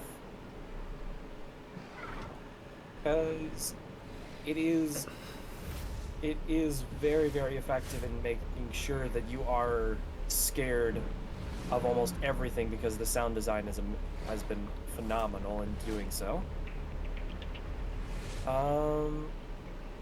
The prawn suit, I would say, I don't know if they've made it worse, but the way that it works now is that the boost drains if you're going forwards in the water, which I would say it's a bit hard to control when you're constantly draining your boost that you normally would use to just go up. So there's that. The sea monkeys, I feel they're the ones that steal your tools normally. They've been almost nothing but nice to me, and it's weirding me out because they've been almost doing nothing but giving me materials randomly. So I'm a bit skeptical that they're just going to start stealing my tools while I try and get the propulsion cannon on the next screen. I think they're gonna take it to the extreme. They think they're just gonna murder you in your sleep. No, they're just annoying. That's all they are. All right. So what's your review? I mean, your score. 9 out of 10. Okay. 9 Because boners it out is of a 10. full release now. Yes. And yes, it. Oh, by the way, the ice worms are by far the most terrifying part of the game I have had the pleasure of visiting so far. Because my god, do they make sure that you are scared out of your mind from them. I bet. All right. They are the sound design, the whole way that it introduces it, of just this gigantic burst of ice cracking up in this line as it goes past you, is terrifying as you hear it roar. So yes, I normally am not a fan of horror games, but Subnautica is the exception because it is just too dang fun. Okay. So okay, I'm all done with reviewing it now. Yay! You did it. And I'm not trying to bust your balls. I'm glad you're enjoying your game. Okay, so what we're going to talk about real quick is the E3 schedule, and then we're going to talk about like what we want to see, what do we already know about that we can't wait for over the rest of the year, because we are halfway through 2021, which is fucking crazy. I fell asleep there for a moment. I knew the joke was coming. Yep. We need a sleep command for Murmich, where he has to take a nap for 5 minutes. All right. How am I supposed to take a nap for 5 minutes? I can't fall asleep. It means we have. It means we have to mute you. It's a joke. Oh. All right. So it starts off on Wednesday with the new Battlefield reveal. I know a lot of people don't care about Battlefield. I fucking love Battlefield. Just not 5. I feel Battlefield 5 was just PC garbage. Yeah, we'll and- see what they have and- this time. And listen, I don't care about, it's not the political part of it. It's just like, yes, we're gonna jam like everything into World War II because inclusion, and then try and be historically accurate. That's all I care about. And the fact that the game got released like in fucking piecemeal, where when it first came out there was hardly anything to do in the game. That's EA's fault. EA's fucked up. They better not do it again. Summer Game Fest Kickoff Live, which is gonna have 30 games revealed. World premieres, because you know it's Jeff Keighley, so it's gonna have world premieres. But yeah, it's kicking off with that shit. Yeah, more than a dozen world premiere announcements, and Weezer's gonna be performing like it's 1999 again. But I don't mind Weezer. It's just saying, like, it's like, yay, Weezer. All right. Yeah, and we're getting a Netflix fucking panel on Twitch. What? Which, yeah. Yeah, because we want that. Well, they have Devil May Cry series coming out from the director of Castlevania anime. Yeah, so we're getting the Castlevania anime. We're getting Devil May Cry series from the same guy. The Witcher season 2 is coming, obviously. The Resident Evil movie, the new Resident Evil movie that's coming out on Netflix is probably gonna have like a trailer or something. Okay. And then they probably have a couple more things because Netflix has been hopping on that video game to like video content. Probably they've been talks about doing a Zelda series on Netflix, which would be interesting. That would be incredible if they could pull it off and let Nintendo actually let them do that.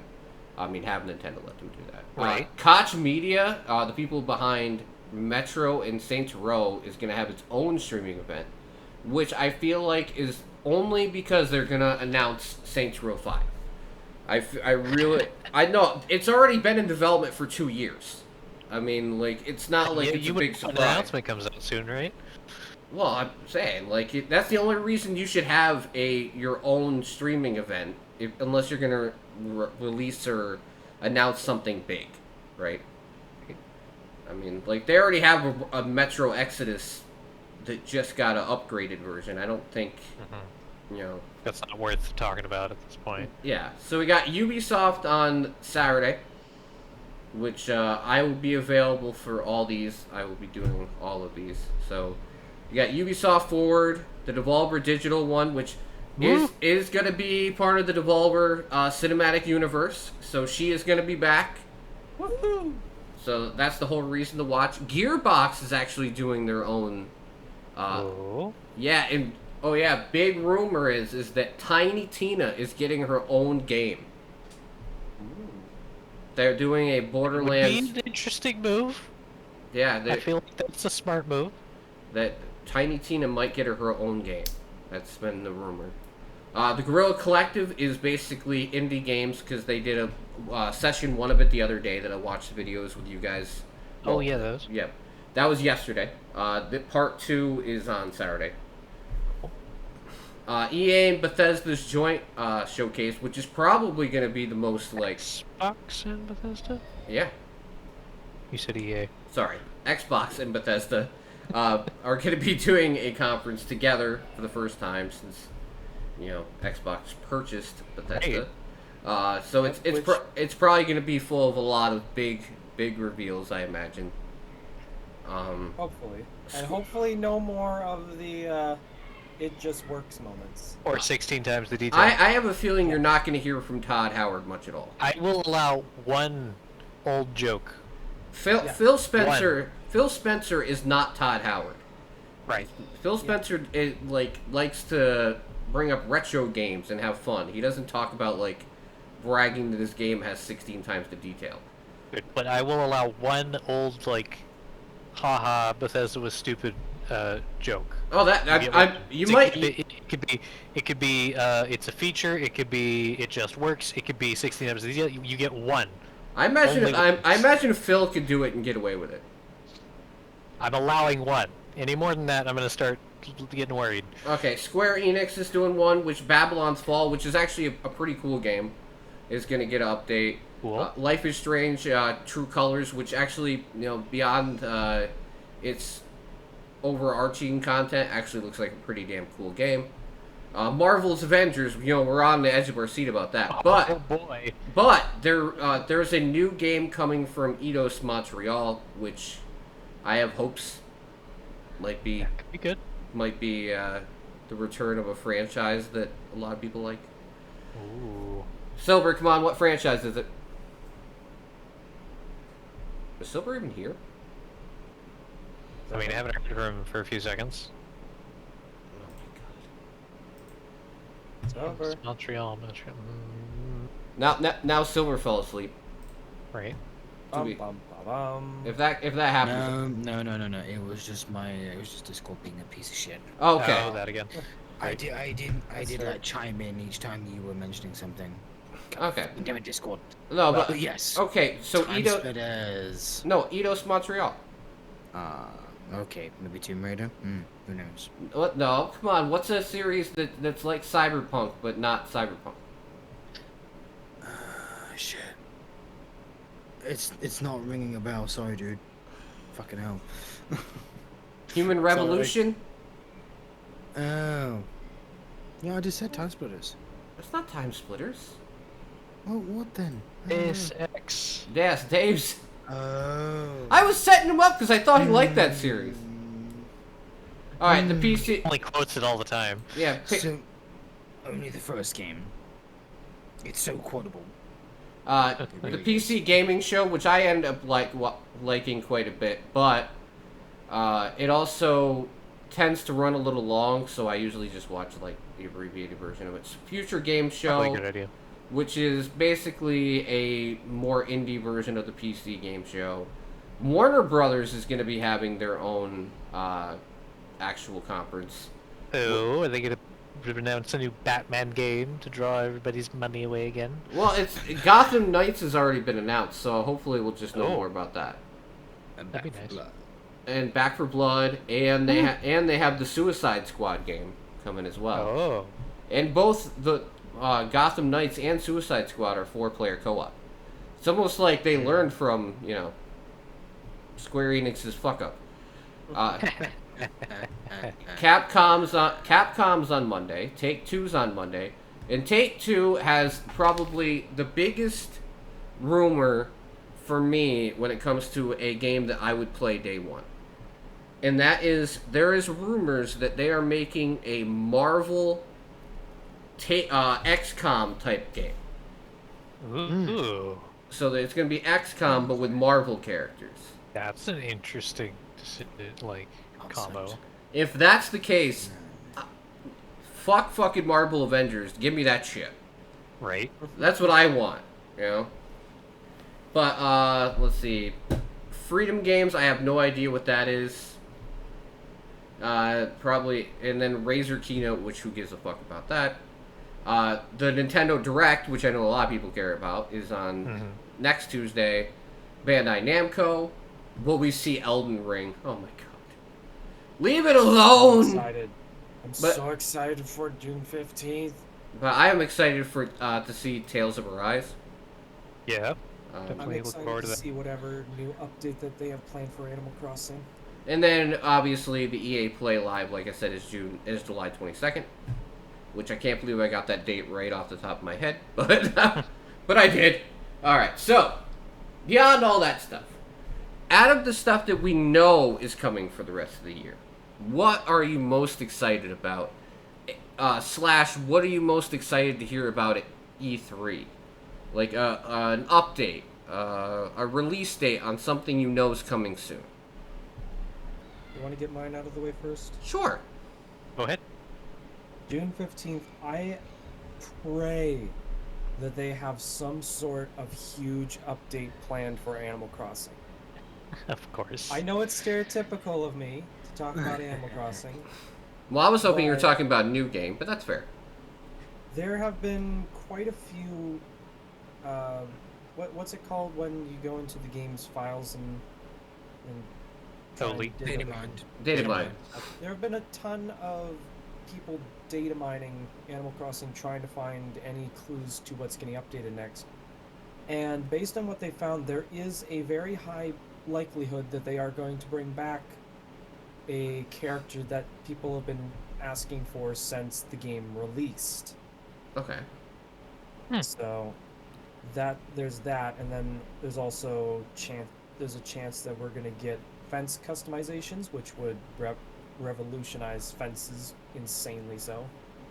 All right. And Why don't we break this down into categories then? Why don't we say, like, okay, Nintendo, since we all own a Switch, what is the game that they're coming out with, or they could announce that would make you very excited? I know Mermitch is looking for an update for Animal Crossing.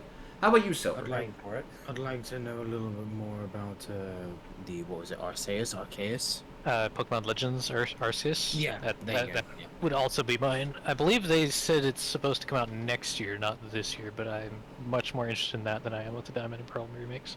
Okay. Yeah, I'm not really. When it comes to Nintendo Switch, it is either Bayonetta 3.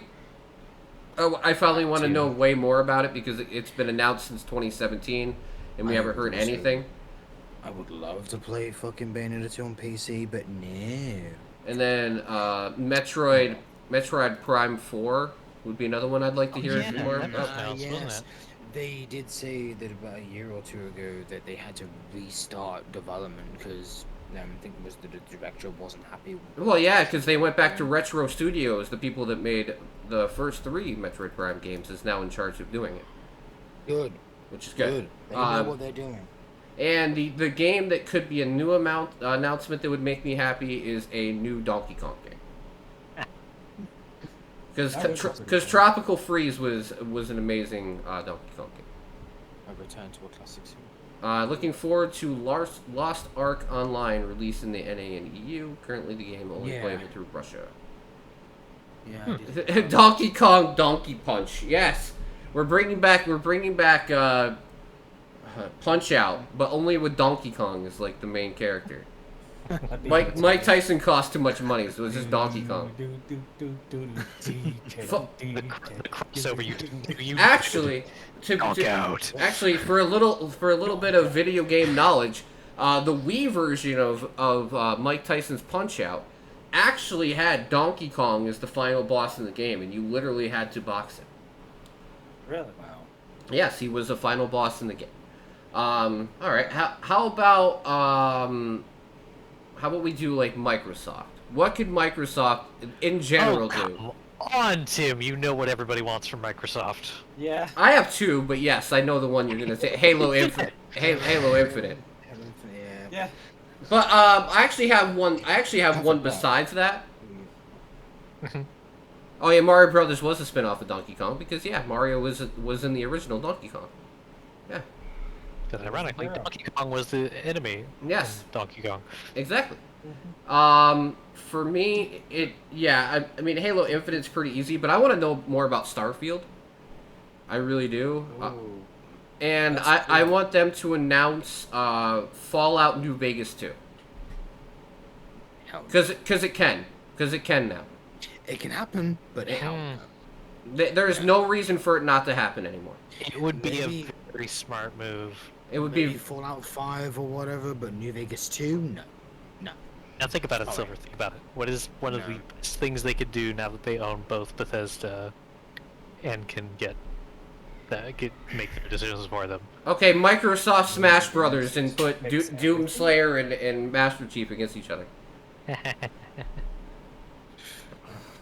Yes. Banjo Kazooie could be in the game since they're owned by Rare. You know, you could. I want to hear more about Perfect Dark. Oh, really? Well, yeah. I would also love to have finally played the fucking game on PC. That'd be great. Oh, the original Perfect Dark. It's been 20 fucking years. You remastered it for Xbox. Why can't you just fucking port it over to PC? You know what I see like happening a lot now that kind of gives me hope with that. You know what gives me hope for that now, is that like it seems like a lot of companies when they bring back a franchise after a long period of dormancy, usually tend to remaster the old stuff to get people back in and then release the new game. So it's very possible that will happen. That's why it doesn't make any sense to me. Like, Sony mentioned the next game that they're going to port over to PC is, what was it? Uncharted 4. Yeah, Uncharted 4. And I'm like, well, what about the original trilogy? Wouldn't it make more sense to bring the original trilogy over first? Right. Like, to introduce people to the series and then have them play 4? Well, I wonder how harder, or is 4 an easier port than the first than the trilogy, maybe? So they're kind of trying to get the fast one that they can get out really quickly done, and then go to the harder ones? My complete theory is that there actually is a remaster of all 3 of the older games, and they're just going to announce it and release it on PS5 and PC. They're not going to announce something that they haven't already announced yet. And that's the only reason you would not mention the first 3 and just release 4. Possible. Okay. It might be a smart move. Alright, how about general PC games? Like, what is the game that you're looking forward to for the rest of the year that you already know about? How about we go like one AAA, if you like one, and one indie. And I want your input too, Dan and Airrazer and Umi. What is one game you're looking forward to of a bigger scale, and maybe something of a smaller scale that you like for the rest of the year? If you want, I'll go first because I have mine. I have 2 big ones and 1 smaller one. Go ahead, Tim. Kenna Bridges of Spirits, which comes out in August, is a AA game. It's coming to PS5 and PC. That one I've been looking forward to a lot. It's only on Xbox. Unfortunately it's Epic Store exclusive. Besides on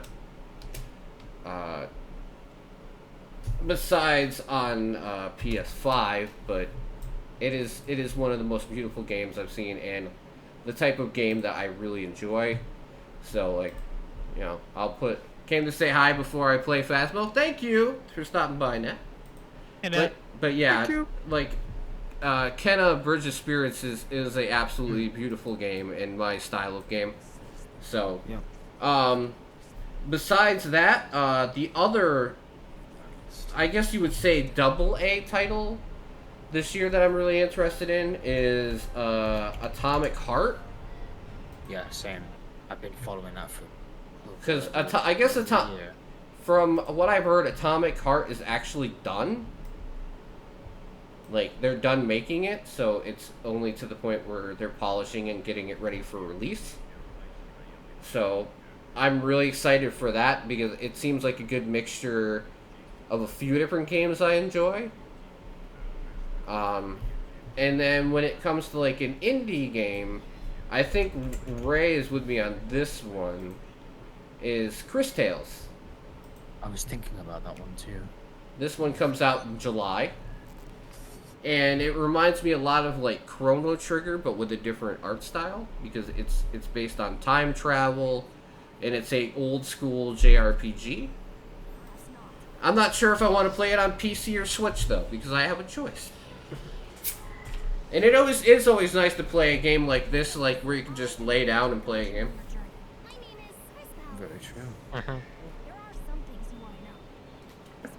So it's either going to be this or Freedom Planet 2. But Freedom Planet 2, as of yet, has no release date. Makes sense. I have a question. Yes. What's the? Do you know? Have you heard anything about that Arc 2? Arc 2 is 2022. Okay. Yep. Starring Vin Diesel. Yeah. As for me, System Shock and Shadow Warrior 3. Oh, and what else? Oh yeah, Shadow Warrior 3 is good. Are you talking about System Shock 3 or the remake? The remake. That is supposedly coming out this year. Supposedly. Oh, and Industria as well. Yeah, so Industria. Oh, Warhammer Darktide. I'm with you on that one, Airrazer. I don't know if that's due this year, though. Is that due this year? check. I know they announced it last year, I believe, right? But seeing as how they're still working on Vermintide at the same time, I imagine that's going to slow things down. Oh, and how could I forget Alyssa, which is like it's like a steampunkish game that was inspired from the original Resident Evil trilogy. But it's based in like the mid 1900s. So instead of zombies, it has like mechanical dolls. Interesting concept. Shadow Warrior 3. Yeah. I'm kind of happy they're bringing it back to single player, just because I think it fits the style of game better. Makes sense. Yeah. Man, I'm telling you what, it looks clean though. Ugh. Some new toys as well. Like ripping out a fucking eyeball. Slayer style. Yeah. Who wants some wine? They certainly didn't. Gassy.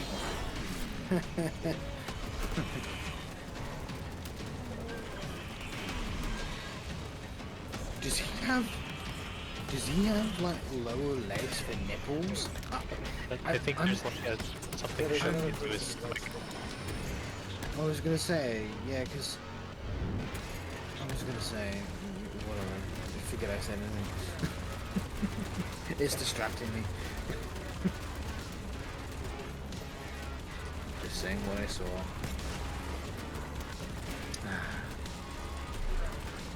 This will give you your Doom fix, Silver. Especially after. And I like the arena kills though. I think that's pretty fucking sweet. Oh yeah. This reminds me of using traps to your advantage. We don't know. It's just. What's the release date? I don't know. They're probably gonna announce it during the Digital Devolver event. Yeah, because all it says on Steam is 2021. That's Yeah. it. The Digital Devolver event would be where you'd find out about that. Hopefully. Hadador. Hatatory.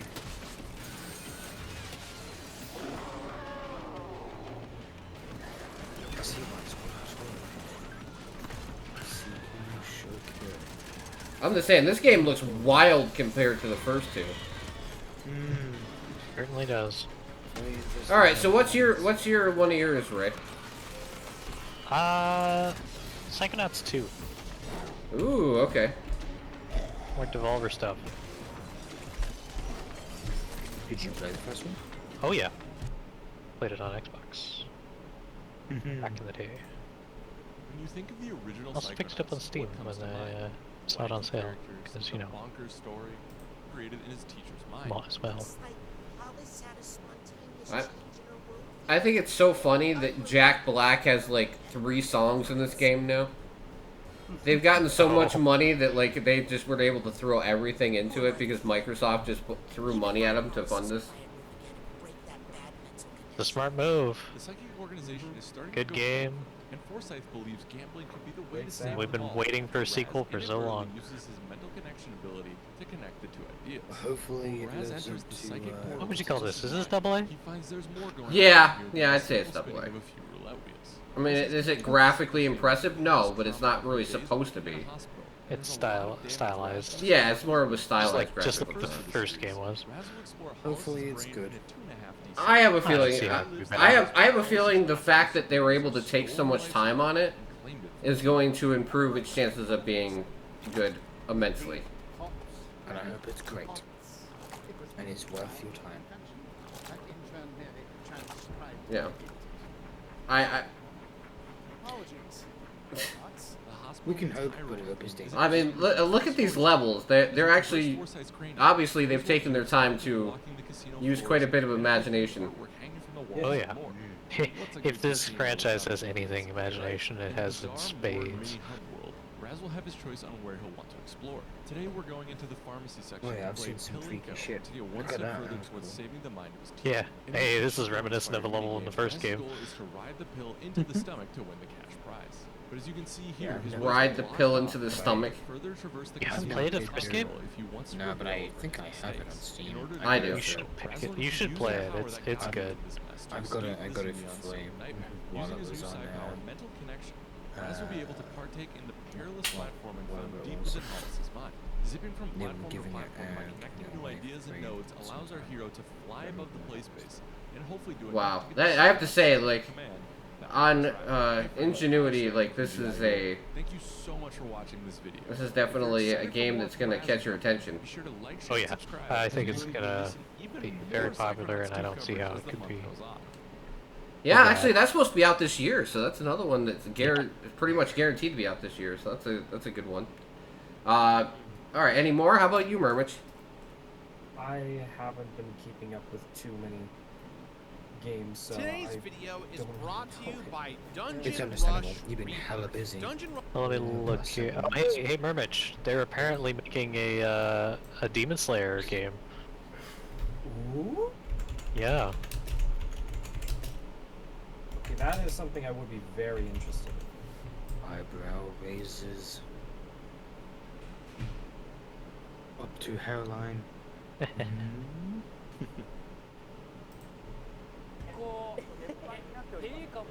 Oh, look it. Oh, of course, it's a fighting game. That's Well, what. like, yeah, I mean, it's like, you know, Naruto, the Shonens. That's all they ever make. Yeah, have you played the Kill la Kill fighting game? It's fucking horrible. Whoops. I own it, but it's fucking assume horrible. They're gonna put more production into this than that. Did you get to the One Punch Man game, Tim? You know what? I bought it on release and I never played it more than like the tutorial. Oh, blimey, Tim. Because people said it wasn't any good. And actually, I really struggled with it because you start out as basically with no powers whatsoever. And you have to team up with actual players from the game. And then you only get One Punch Man when you get to the end. And then when you play against other people, you have to wait for One Punch Man to show up. Because he's Yeah, like I've seen that in trailers. Yeah, he's he's so broken. he's an assist character. Then once he gets there, he just punches him and you win. So it's like if you bring One Punch Man, it's basically hold out until he shows up and you win, or get beat before he shows up and you lose. So is this like, what is this, a PS4 game? I think that's currently what it's going to be. I mean, I released on. like the combat style.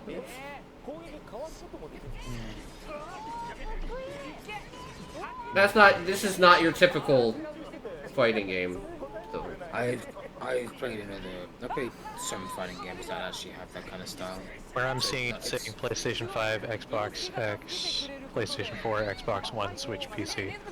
It's nothing new to me, but yeah. It's certainly different from. It seems reminiscent of like Naruto games, or I'm assuming My Hero Academia games are like this too. Okay, so here's one last question before we move on. What would be the one announcement they could make that would make you absolutely thrilled? It doesn't matter what it is. Bring back an old franchise, you know, like Dino Crisis, you know, remastered, or Hell yeah! You got, see what I mean? Exactly what I would lose my mind over. What's that? Them not making Pokemon Diamond and Pearl remakes in Chibi style. Yes. Parasite Eve? Okay, that would be a very good one, Dan. That would be a very good one. I only played Parasite Eve 2. No, but that'd be a great. For what it was. That'd be a great thing Yeah. to get some love. Well, yeah. Sadly, though, due to the PSP exclusive that they made being, well, horrible, they're probably never gonna bring back Parasite Eve because that one bombed. Listen. It actually killed Parasite Eve. Listen, if Perfect Dark survived Perfect Dark Zero, then I That's don't. kind of different, though. Then I don't Yeah, know. I mean, I get it. It was a terrible game. Yeah. Franchise is different. Oh, Silent Hill. I think Silent Hill is coming back, though. I don't know which conference you're going to see it at, but there's been rumors for like the last 2 years that somebody's working on another Silent Hill game. And Konami's like licensing out the franchise to another company. Because, I mean, Konami pretty much like is done making games for the most part. I mean, I can't think of anything they have in production besides soccer games anymore. They have that one indie title that they have on Steam. That's actually pretty good. I'm not gonna lie. But I feel like Konami at this point is just going to leverage their IP and just license it out to people for a fee and let them see what they can do with it. My dream with licensing, though, just to be clear, would be for Microsoft to license Metal Gear Solid and then get Kojima to fucking work on it. It would blow up the fucking internet. Everybody would lose their fucking mind, and it is more than possible that it could happen. I know, but he's been working on. He's worked on Metal Gear Solid games for so goddamn long. Yeah, but I also feel like he has a chip on his shoulder from the way that he didn't get to finish 5. True, very true. It'd be one way for him to indirectly say fuck Konami one more time. Mm-hmm. No, Death Stranding was fucking boring as hell. I get it, but I mean, like, I feel like Metal Gear is his baby. Well, yeah. So I mean, like, he's gonna give a lot of fuck about that, and he's gonna care what people think. He got paid boatloads of money to make Death Stranding. It didn't matter. He made his fucking money. They hired Kojima to just be creative as fuck, and he came up with some weird ass shit and fucking put it out. Oh shit. Now that people have that impression of him, if he gets another chance with a Metal Gear game, he better fucking come to bat, or no one's gonna give a shit about him. Yep. All games will be Stranding style games. Yeah, I know, right? My dream franchise to come back though would be, I know that a lot of people know this about me, like Def Jam Fight for New York is one of the best fighting games I've ever played in my life. And EA's been sitting on that franchise for the last 12 years without doing anything with it. And there's been petitions, there's been hints at a new game, there's been hints at remasters of the old game. Just give us something, please. I would love to be able to play Fight for New York on PC, remastered with better graphics and better controls. Because even though you're like, I have a powerful PC, the PS2 emulation still doesn't work great in all cases, so I still can't play, the old Def Jam games perfect on PC, no matter even if I'm using this beefy computer or not. So, Earthworm Jim is already coming back, except it's exclusive to some weird fucking console that's coming out. I'm not even kidding. What is it? What are your guys' wants? Yeah, aside from Dino Crisis, what else would I want to come back? God, it's such a tough question to answer for me. There's two things I can think of. Both probably impossible to happen, of course, but right there, Dan. I would love to see Mech Assault come back. Or how about Heavy Gear? Or Chrome Hounds. Too bad Heavy Gear is owned by Activision. Yeah. A friend of mine would fucking absolutely love Heavy Gear to make a resurgence. The Intellivision still exists? I know, right? Yes, there's actually a system coming out called the Intellivision Amico that is going to have a exclusive Earthworm Jim title on it from the original creators. Or how about a Babylon 5 game? I had the original Intellivision as well. Babylon 5? That'd be cool. Yeah, because the original game that was in development was cancelled all those years ago. Too bad. My parents were too cheap to buy me an Atari. Yeah, Atari games were expensive for what they were. But yeah, mine would have to be Def Jam. Yours is pretty much Dino Crisis, which just became basically a fucking meme at this point because people have been asking for it for years and they won't fucking do it. Yep, and I'm like, look, Resident Evil got 3 fucking remasters, whereas our fucking Dino Crisis remaster, god damn it. How about since now they're done with the Remake, whatever. now that they got the Legendary Edition of Mass Effect done, why don't you just do the same thing to Dead Space? That would be cool. Mm. Just you know, make 3 doesn't exist. No, that doesn't exist. How about Just one or two. how about you just fix 3? No, fuck 3. I know most people don't like 3. E.T. Oh god, we have to watch the angry video game nerd movie again. Remember, all the copies of E.T. are buried in the desert. But no. How about you, Murmich? Is there anything like they could come out with for you that would make you go like, oh shit?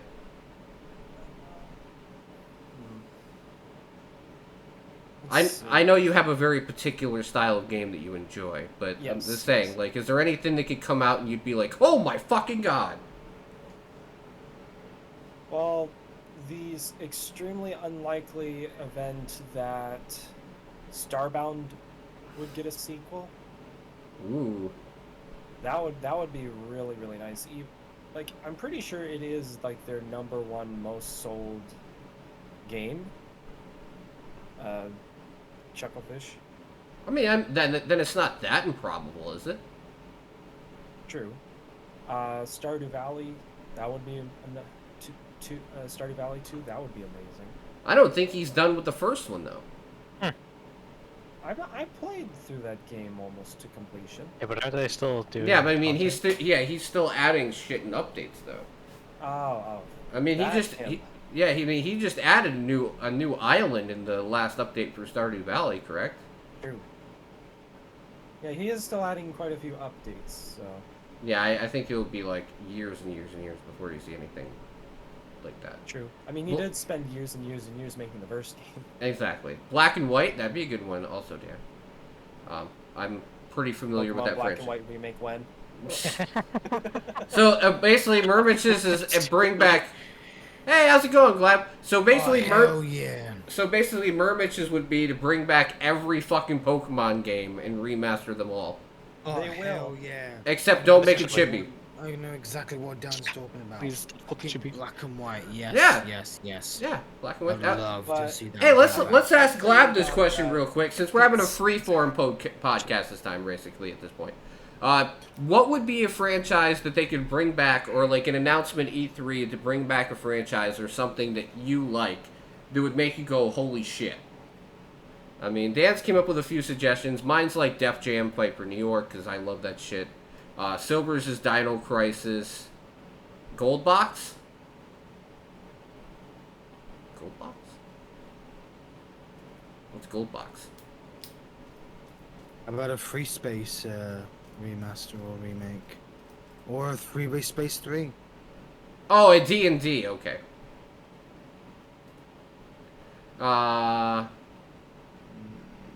Dungeons and Dragons? Alright. I'm trying to think of, like, anything else that would blow my mind. Like, what's another series from back when that's been abandoned that you could bring back? I mean, if they made Well, another... actually, Go ahead. I was just thinking, like, again, this hasn't been abandoned or anything, but since we got, what was it, Chimera Squad, we haven't heard anything about XCOM recently, have we? No, that's why I said that the next game is supposed to be a Marvel XCOM game. Or the same publisher? Yeah. Yeah, Take-Two with the people that make XCOM. Was it Firaxis Interactive? Praxis, yeah. Yeah. Hey, Glav, I think that could work a lot better than at least Marvel Avengers does. A lot of things work a lot better than Marvel Avengers. No, but as not lo- necessarily 'cause they're good. No, as long as they don't make it a fucking live service game, it should be alright. Live service. Yeah, we all know how well live service games work. Right? Either you The kill last your few have been employees... great, right? Either you kill your employees with trying to keep up with demand for content, or you don't and your game dies. That's the only two options you have. Like, you have Fortnite, where every 10 weeks they have to change the whole entire map, or, like, the viewer rate and the player rate drops through the floor, so they have to whip their employees into shape to change the whole entire map every 10 weeks.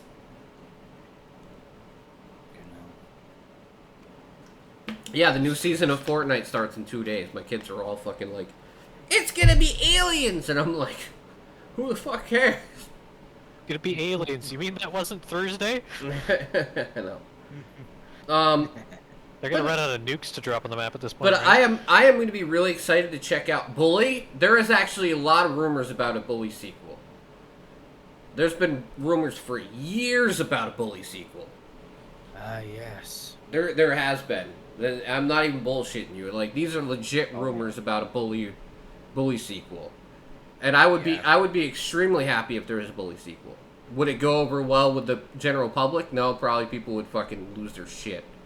Because that game was controversial back then, even by their standards. But still, I think it would sell. It would sell great, and they wouldn't even have to make it like a big budget thing like GTA.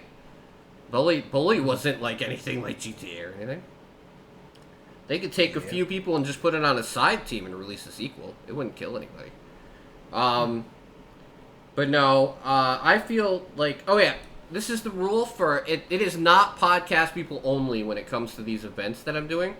So if you know I'm going to be live for one of these E3 conferences, and you feel like you want to come in and comment or give your thoughts, you're more than welcome. Yeah, it's gonna be open for everybody. It may be a fucking hectic shit show. I don't care. It's more for fun for the community to hang out together and discuss games. So if it sounds like shit and people don't show up and watch, oh fucking well. Old Sierra games? That'd be great. I miss Sierra games.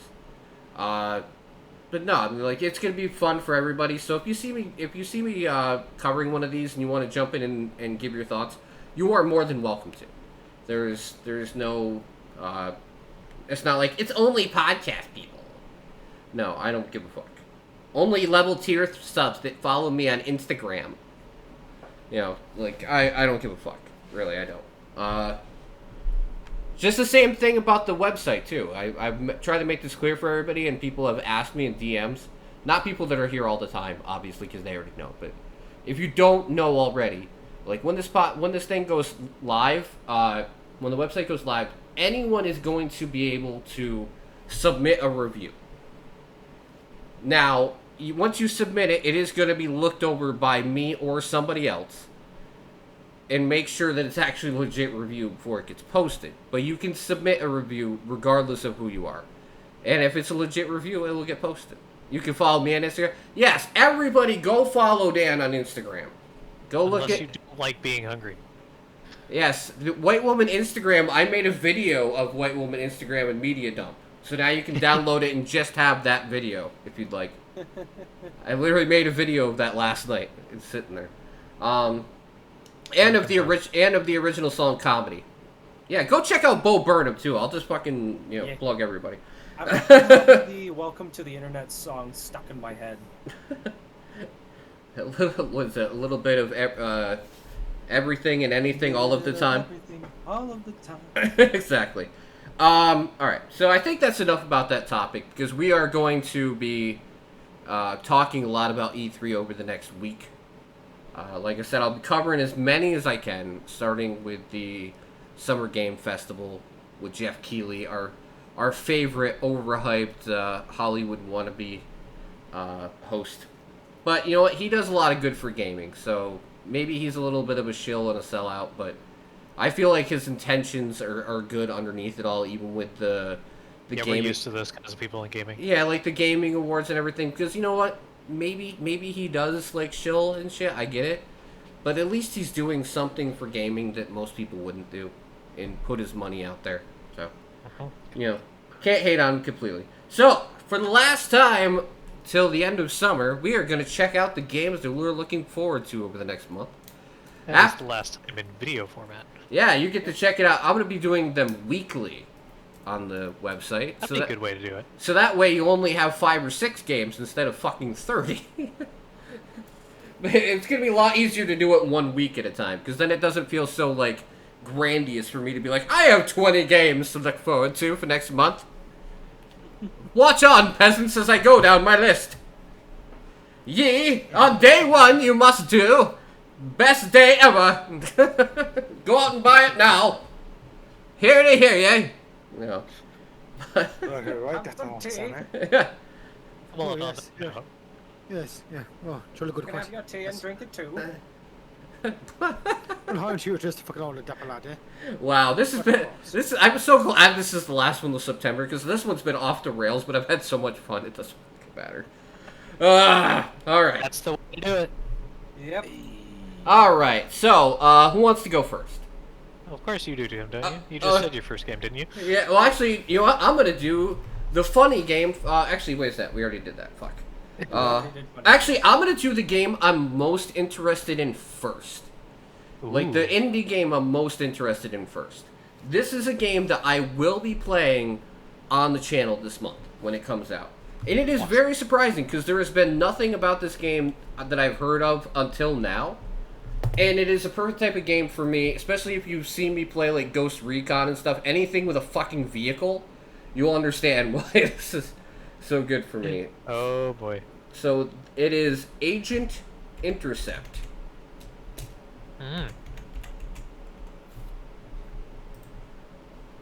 Alright, so check this out.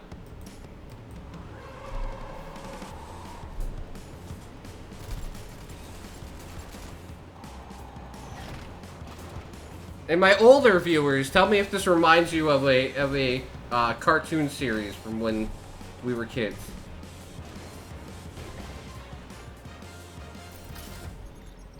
It does ring a little bit of a bell. Well, look at the name of the organization that's under. Broke yourselves against my forces before sealing me away in this wretched prison. Oh. Ratchet. Yeah, look at the name of the criminal organization. Gadget. I'll get you next time, Gadget. Of crime and terror. Now check out the vehicle. It is my finely tuned machine. Instrument of my grand design. Oh boy. And you think you can stop me with your transformation technology? See? Very well. Go Gadget boat. Yeah, you can. Yeah, it's a car that can transform into to anything else. Go Gadget-mobile.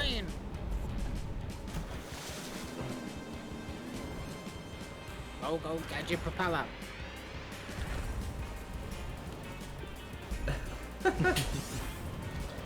It just looks like it's gonna be so wild. Cool. Yep. Cool. I'm so ready for it. That Alright, looks interesting. should I do 2 for everyone so I get rid of mine all done? I think we might have to do that. Okay, so I'll go down the list in order now.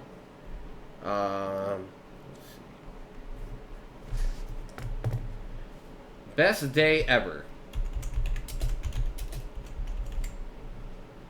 Hashtag best day ever. Alright, so this is actually a rather small, like, indie, like, experience game. But I found it to be very, cool.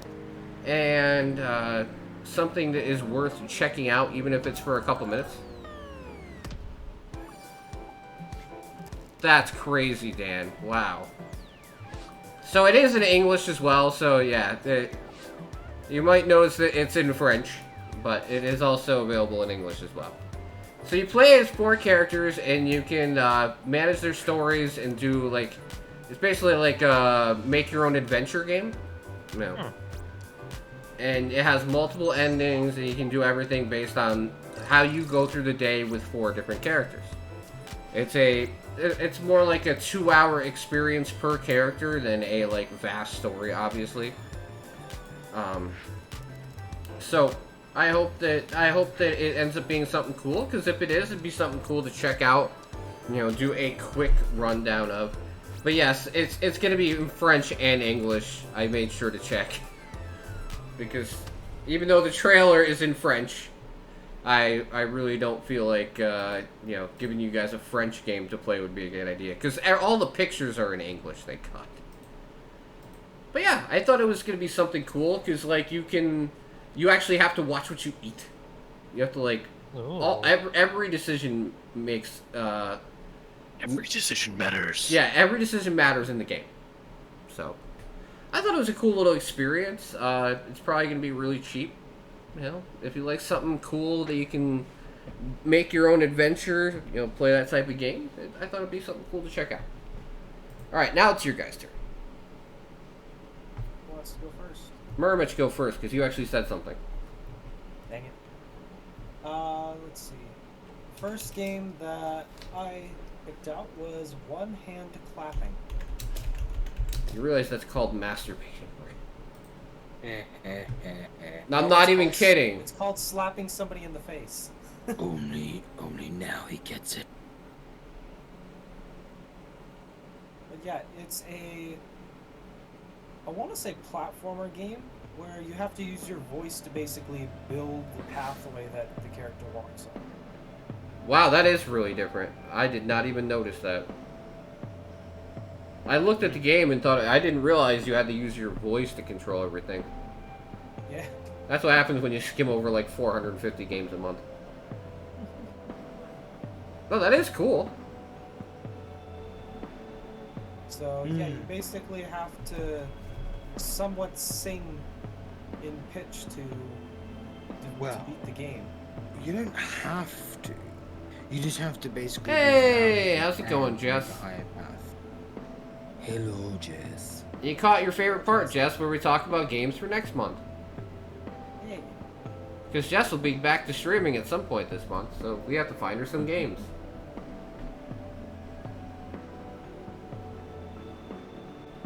I do like the art style, though. That's really pretty. Yeah, it is a very pretty game, and also the fact that like it does seem like a game that I would play just because you guys never hear it because I don't sing very often, unless in the event of sound pad messing up and not playing the music right, so I end up singing without realizing that there's no music going on. Oops. Or you have a wife that fucking calls you out every time you sing during the intro. Fuck you, Jess! No. What? Oh. Hey, we all We're a vocal podcast, okay? Yes. we all hum to something that we love. Okay, so how about we'll have Silver go next. Mr. Hobbs Playhouse 2. That makes it sound like an evil bunny. Because it is. Wow, What this does this is retro, boy. Yeah, duh. Told you. Horror games, no matter the style. It is a bunny! Holy shit! What's to play? I want to play. Let's play. Fetch. So this is basically the prequel to Five Nights at Freddy's. No, it's the prequel to the original game. This is actually a prequel to the first Mr. Hobbs Playhouse. Is this a point and click type game? So somewhat. Yes / no. You can interact with the mouse, or you can just use keyboard controls. Honestly, for somebody who plays old school games, like I imagine Glav and Dan could comment on this. This reminds me of like Pitfall, but horror stylized. That is fucking creepy though. That's pretty cool. Good jobby. That's a good one. Yeah, I've seen. I saw. I think Ryan play the demo of it. You could play the demo. I think. No. I think there's a demo. Well, or maybe that's like a Probably. Kickstarter demo or Yeah, a probably. Patreon demo. I'm not quite sure, but yeah. All right. So what do you got, Ree? I'm sorry, Silver. But I Okay. didn't mean to cut you off. I'm gonna cheat a little bit here because I am definitely looking to Phantasy Star Online 2 New Genesis. Mm-hmm. But of course. We've mentioned it already, Yes. but it has to be said again. Okay. Yeah. We said it. All right. Now. It's not on Steam. I can't show it. But yes, it comes out on Wednesday. Well, Yes, If it's any this good, week. if it's any good, you'll see it on the channel the week after. There. How does that sound? Okay, fine. Something that is on Steam that, again, we know is coming out. Scarlet Nexus. Yes, this. I played the demo of this on Xbox. It's fucking great. You and Silver did. So I'm did I, yeah. really looking forward to it because it sounds pretty good. Yep. Movement though is a bit floaty. I'm not a fan of the Intruders were movement. just It's detected. very floaty. I mean, it's not. It's Which not as, which story did you go in? Did you play both? No, I didn't play both. I Yes. just What? played- Look, it's your wallpaper. Yes, it is my wallpaper. Let's see. Was her name Kasane? I can't remember. I played as the female character. Yeah, same. We have so many. I love the fucking side towers. That's my jam.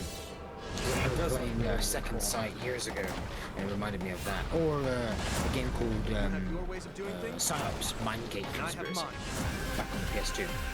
I just don't think it runs very well on OG Xbox. Yeah, I have Xbox One S. Yeah, I'd say it didn't run very well for me on Xbox One X. What one? Really?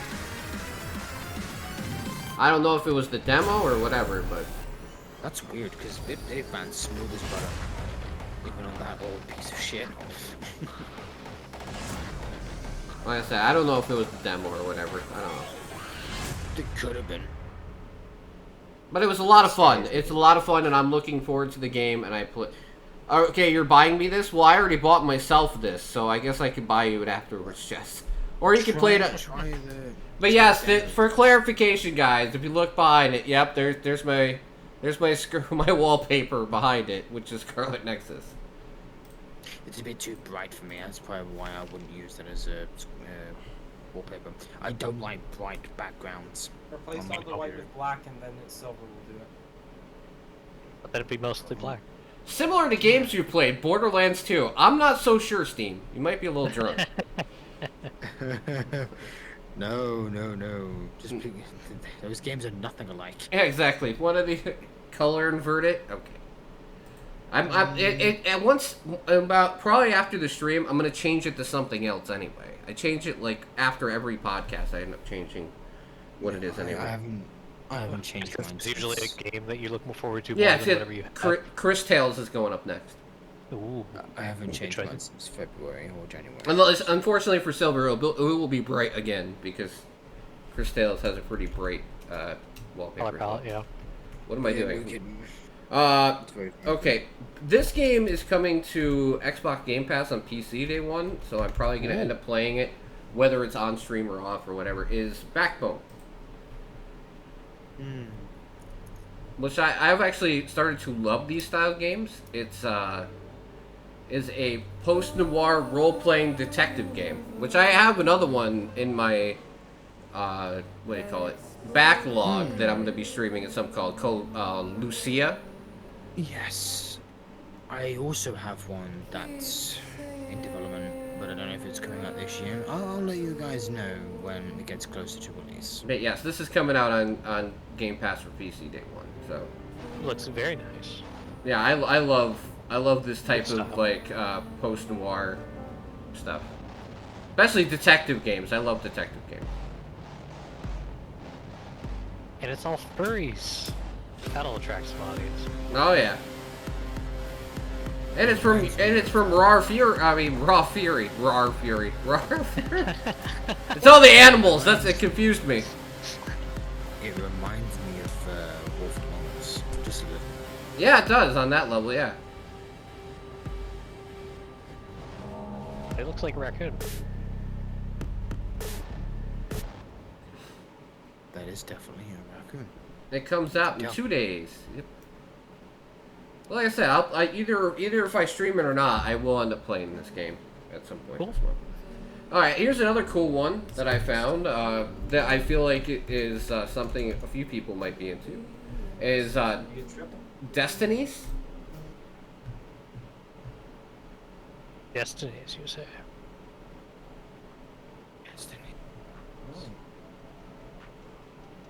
Most people are satisfied with just one Destiny. So, I know that this is not exactly a game, but it is a companion app for a board game. And you're going to be like, well, why would you want to have a companion app for a board game? Because the board game is something that you can play online with your friends with the app. So that way, if I have my board game sitting here on my desk, and let's say the other 3 guys here in the podcast have it, we can use the app to play together and make it so it's an interactive experience. Oh, that's cool. Yeah. Very nice. That's the only reason I picked it, though, because, I mean, honestly, it's just an app for a board game. But I thought it was cool as a way to get over the whole, like, distance between people that you want to play a game with. It's phenomenal in that regard. So. Alright, next up, whoever wants to go. It's Murmich, right? Yep. Alright, what you got? So the next game I have is Lumber Hill. All one word. This also sounds like a very Murmich game. This is... What's the name of the game?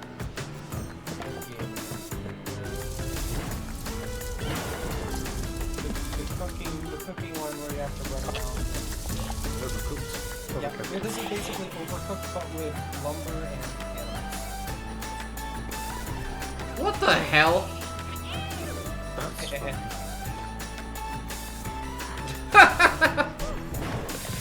Exactly, right? I like it. Goddamn wacky. I know. Oh Lumber. god, some kind of level design. What the fuck? That's gotta be how it's traversed with.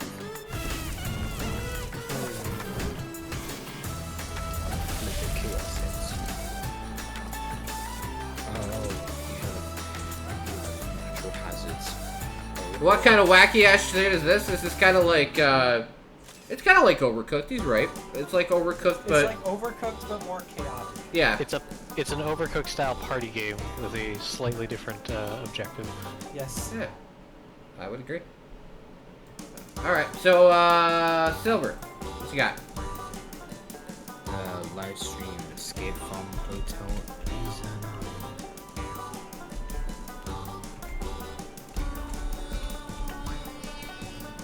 Another horror game, but Oh, Silver, we actually got one for you. I'm going to show you at the end.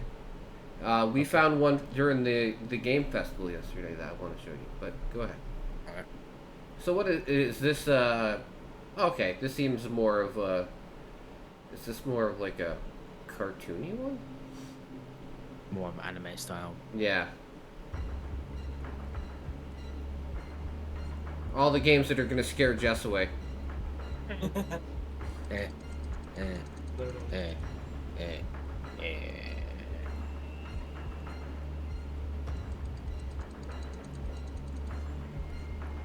She can't handle the game. She doesn't like horror. That's what. She probably wouldn't play Subnautica. I mean, Subnautica's not horror. It's just very atmospheric. It's an What it does atmospheric have. horror game. Well, she's afraid of drowning, so I guess that would probably not be it. I don't blame her either. Yeah, so that she almost drowned when she was a kid, so I wouldn't. Yeah, then no.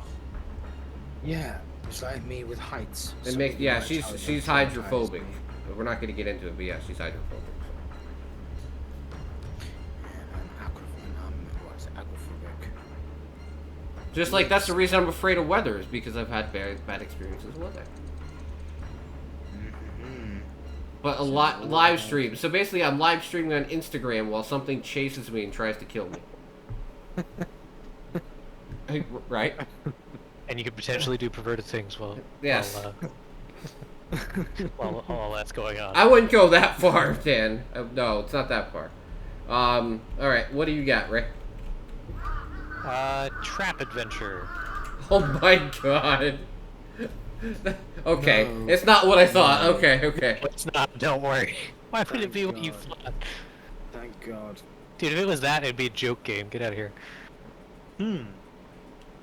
Cute art style. I don't know, Yugi. I want to drop my trap card.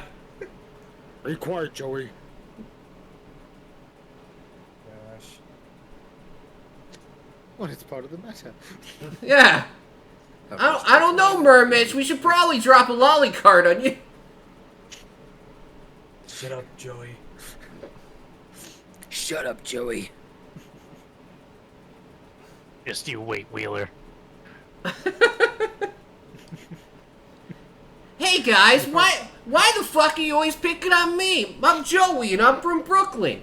I don't Because understand. you're the idiot of the group. That's why. Yeah, but people remember me supposed more to than tell Yugi. Well, your name is not in the title, so screw you. Neither's yours. You're not Yu-Gi-Oh. At least the first two words are my name. Is it like Yu-Gi-Oh?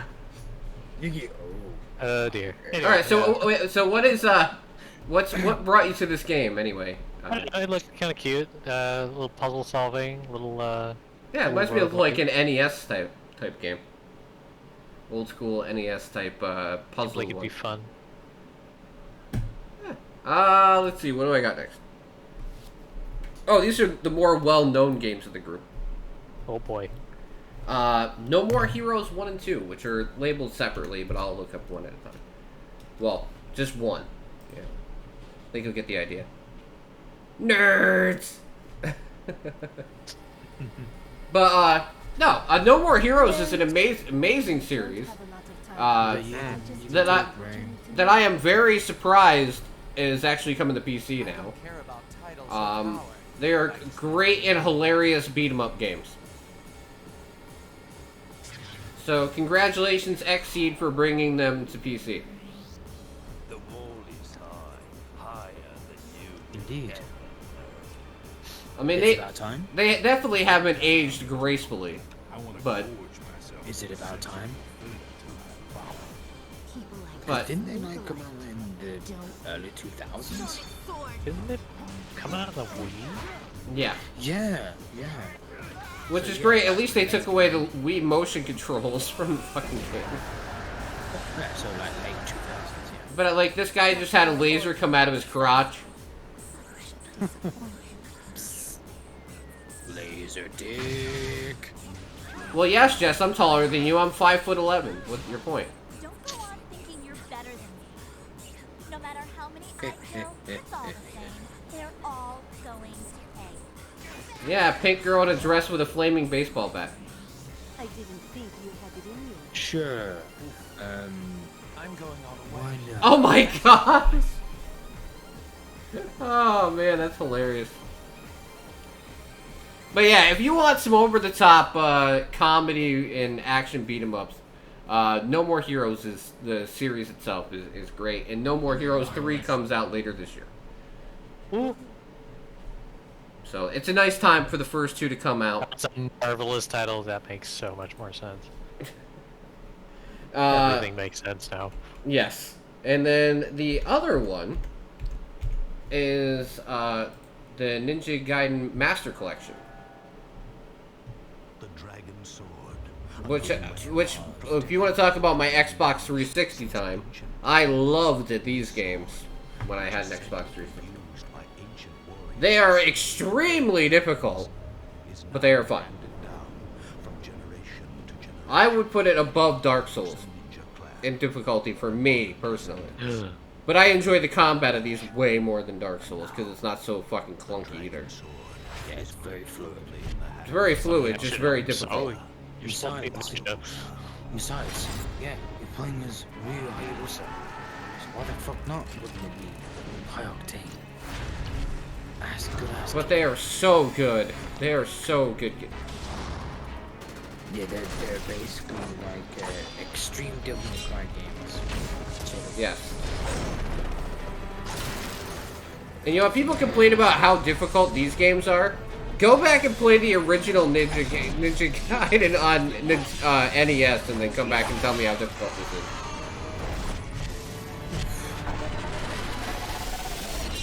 Are those blisters on your fingers? Yeah, the original game was ridiculously hard. Like, yes, these ones, the modern ones, are more difficult, but they're comparably, they're not, you know.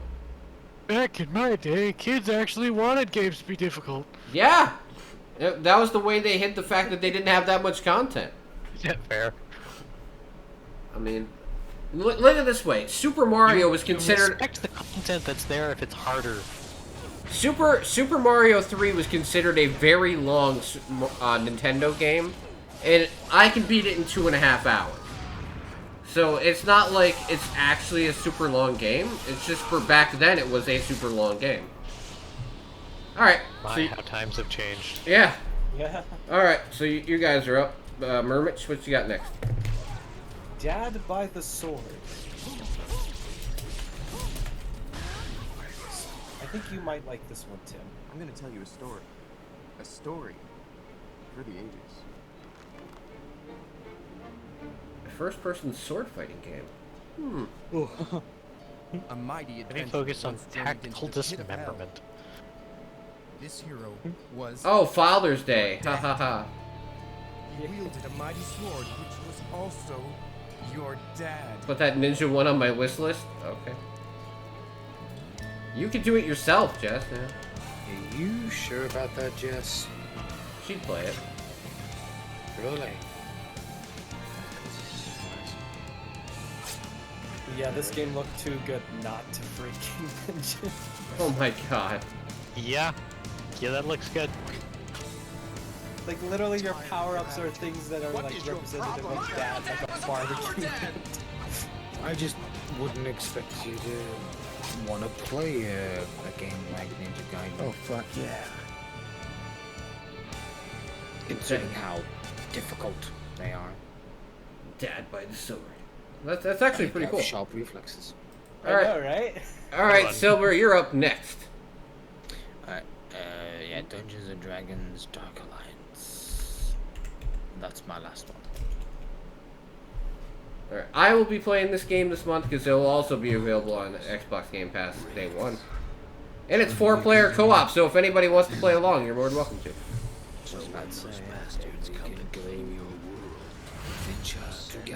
You can play this game with me, Jess. We both have Game Pass.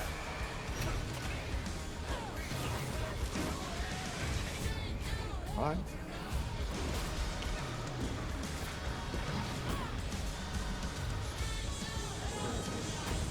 I know Jess would already play the bow character, so it'd be easy to figure out which one she would use. That's my character. You leave my character alone. I go Ranger whenever I play Dungeons and Dragons. Ranger or Rogue. My class for the Nautilus is for the win. I've only played the fighter. I have no idea talk about this. Exactly, Jess. I know you're always the long-range character. Yeah, I don't want to play as Drizzit. I don't like Drizzit. Well, Is actually, it no. pronounced Drizzit or Drizzt? I don't know. I've never I actually did heard play as anyone a say his paladin name. for one session.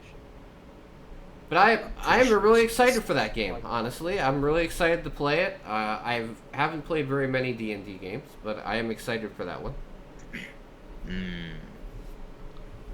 Well, if you don't mind, like, old-fashioned controls, I definitely recommend Neverwinter Nights and Icewind Dale and Baldur's Gate.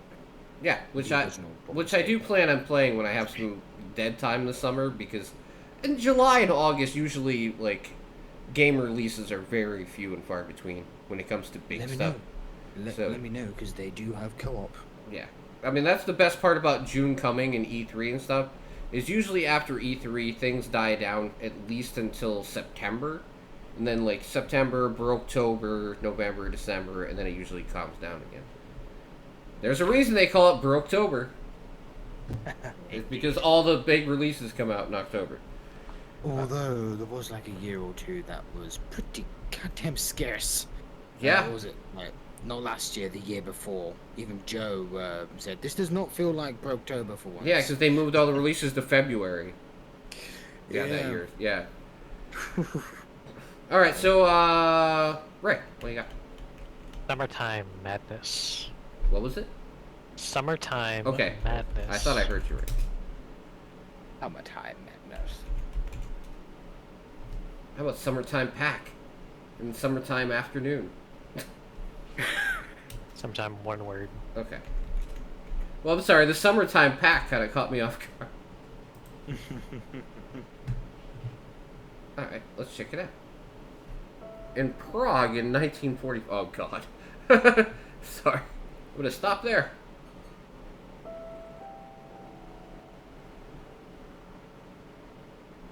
He has to find his way back to the real world or his soul will be stuck forever in the painting. Wow. Ah, so this is a very interesting puzzle game. Yes. Okay, this is way different than the usual Ray puzzle games.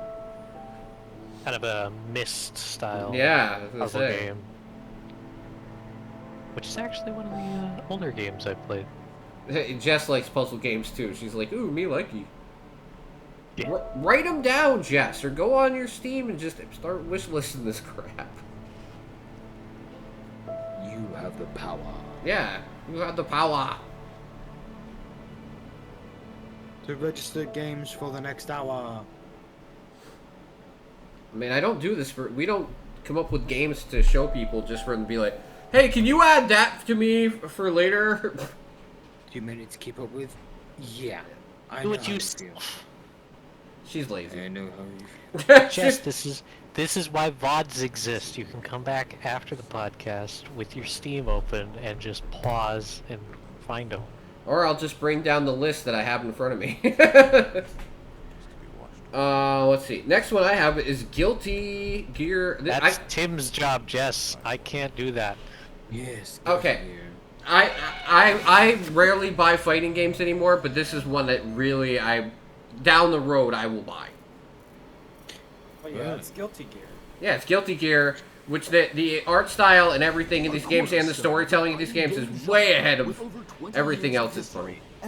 Yeah, I have all the ones on PC. You want to know something really interesting about the art of Guilty Gear? all over the world for its cutting-edge 3D animated They visuals actually and hard rock made soundtrack all the that gets your characters heart in pounding during intense battles. All the 3D latest, models, all-new and then entry they to the actually acclaimed series, lowered Guilty the Gear frame Strive rate that creates a 3D new models kind of move fighting to game, make built it for more so players it than looks ever like an before. anime. Featuring a Everything's animated. reconstructed game design. Yeah, I mean look at the actual animations they use in the game. Mechanics, And it's amazing. even deeper into the complex mechanics Oh, and, of the prior games. also the fact that they 15 took the characters time join to the put initial in roster. custom Take control of lighting unique effects and for interesting every characters single as character. you experience the joy of battle.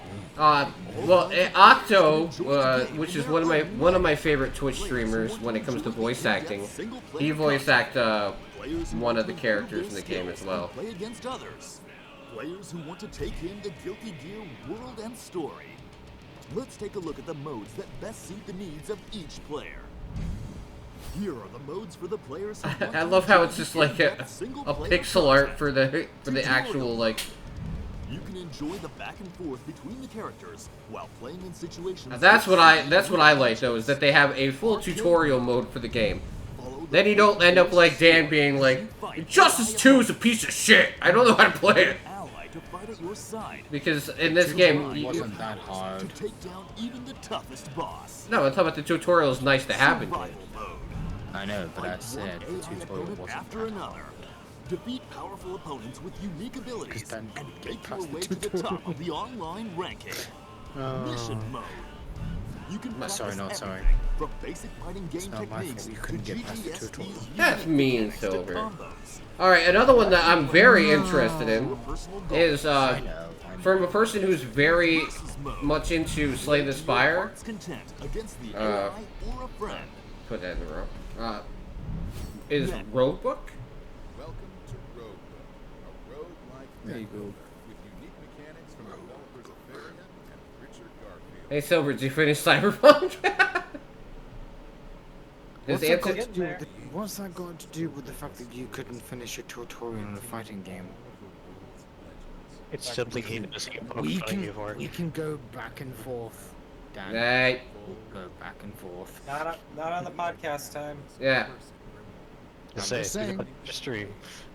But no, I feel like this is a. So listen to DMs. I feel like this is a more expansive version of Slay the Spire, honestly. Because it has the same battle system as Slay the Spire with the cards, but it has a lot more built on it mechanically. I see that, yeah. There's like an overworld map as well. Mindful of their strengths and weaknesses. Maximizing their synergies could mean the A little bit more to it. Neat. And you can hire companions and yeah, and you can move characters back and forth in battle as well. So it's almost like A mixture of Darkest Dungeon, and Slay the Spire. Yes, that's exactly what I was thinking. Yeah, and it's from the creator of Magic: The Gathering. Oh wow. Ironic. Good minds think alike. But I was gonna say, I think this is a deeper version of Slay the Spire, which might be really interesting to me. Like, Dan might actually like that. Yeah, I still play I brought up Star Renegade a lot of times. I'm still playing that at least once or twice a week. I'm still playing Monster Train. A good game, then. I'm still playing Monster Train all the time, which is like Slay the Spire. So this game is probably just gonna go right into that category. I'm really into... some reason I'm really into deck builders now. I never was until Slay the Spire, but... I don't blame you, Tim. It brought me... They're fun. It brought me into that genre, big time. Like, I'll sit down there on the Xbox downstairs and just play Slay the Spire for hours. Because that's available on Game Pass for that, and I'll just play it for hours down there. It's a great game on PC or on console, because it just works the same. And the controls on the Xbox for Slay the Spire are great. But, alright. And you can even mod it on PC. Yes, that's true. That's true, you can. And there's content in Slay the Spire I have to go back and do, because now there's more actual characters to unlock anyway than originally. I was gonna say, have you played the fourth character, the Watcher? No, I haven't even got past the second character. Oh, yeah, you got a lot to do. Richard Yeah. Garfield, the creator of Okay, so Murrich, we're back to you. All right. So the next one is Big Bang West. Please, somebody warn me if this is a porn game. It's not. Okay. As much as it sounds like one. It does. It does. Tim, I think you could make an argument for every game we've mentioned so far being a porn game. So. True. Your Hey, guess. Rogue Book doesn't sound like porn. That depends on what you consider a rogue book. True. So this is like an old school city builder? Yeah. It looks like an old school style town builder, basically. Oregon Trail, but instead of being on the Oregon Trail, you're building a town. Yeah.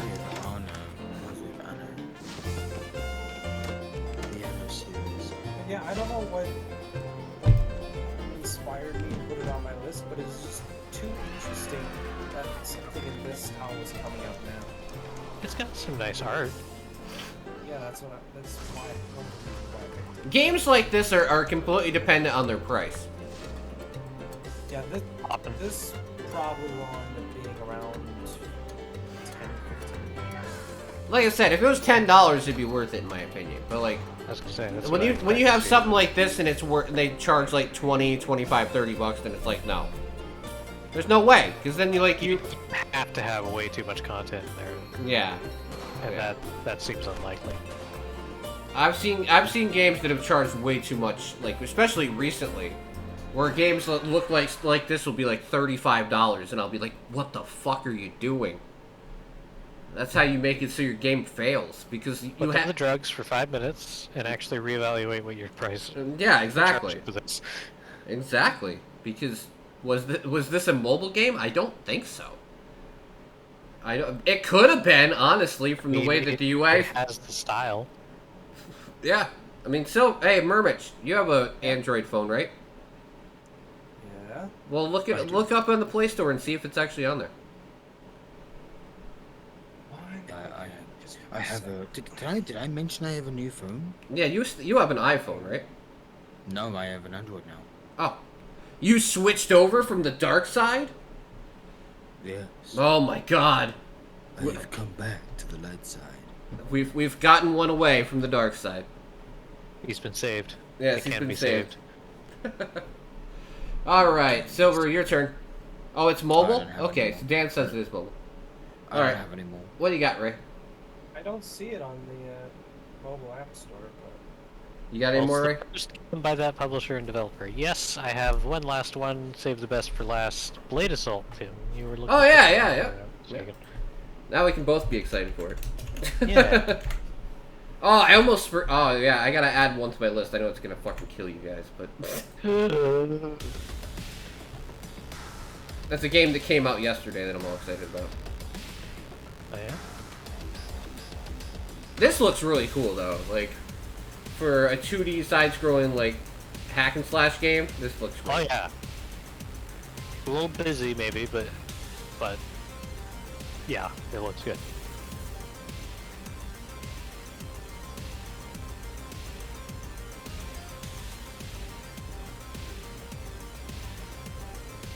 But there is a Bang Bang West 2 as well, so that's weird. Yeah, that is weird.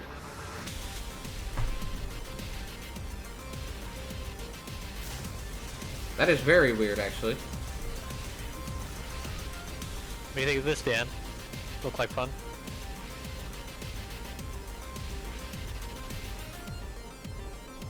I dig the art style and the combat style of this game a lot. So I think this comes out in like what, like 13 hours. All right. Let's see. Next one I have is one I'm going to actually be giving out keys for next week, which is Ascendance Rising. Ooh. I'm going to be giving out keys for this next week because I have keys coming, I believe, either tomorrow or Tuesday. So people are more than welcome to try this out if you want. So if anybody wants to play this, please let me know. You can...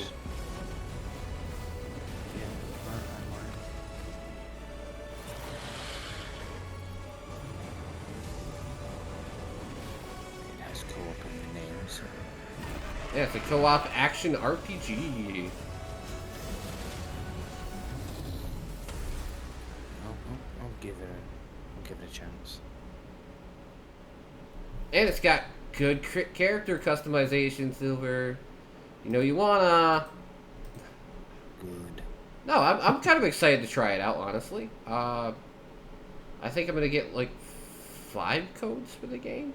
So if anyone has any interest, just check it out. I mean, there's no cost, so what's the worst that's gonna happen? You're gonna try it and not like it. But you know, so if you guys want to try it out, you're more than welcome to. And I might be interested in that. There is 0 comments and discussions. Really? That's very strange, which makes me weary of that game. Yeah, it does too. A lot to see.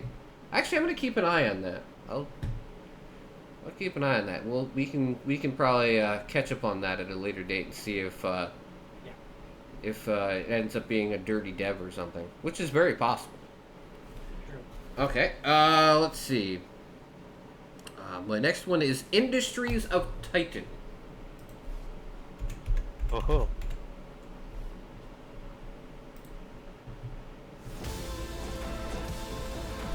So it's a 4X city builder with sort of a voxel style to it.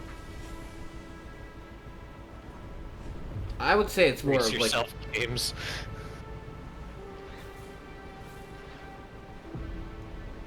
it's a cyber industrial city builder. Yeah, I see that.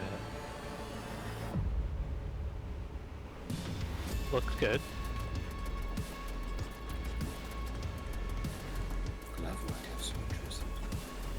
I'm saying it seems to have a lot of you can create with rival organizations, do battle with ships, technology, and influence. Yeah, it's totally a Glab game. It's totally a Glab game. Can he starve out his competition? Yeah, it's like I starved out the competition and then I stole all their wives and married them. The end. Sounds like a Stellaris playthrough.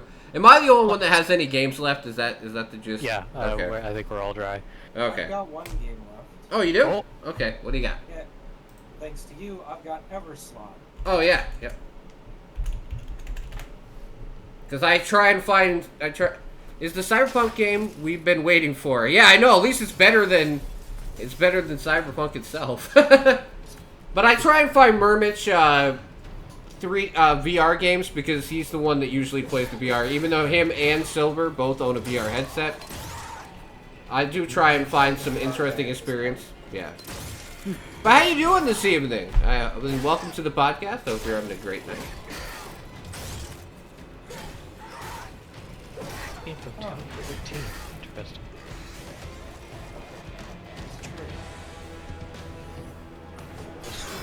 Oh, it's a Mac game from 2014. That explains the UI. Okay, that explains a lot, actually.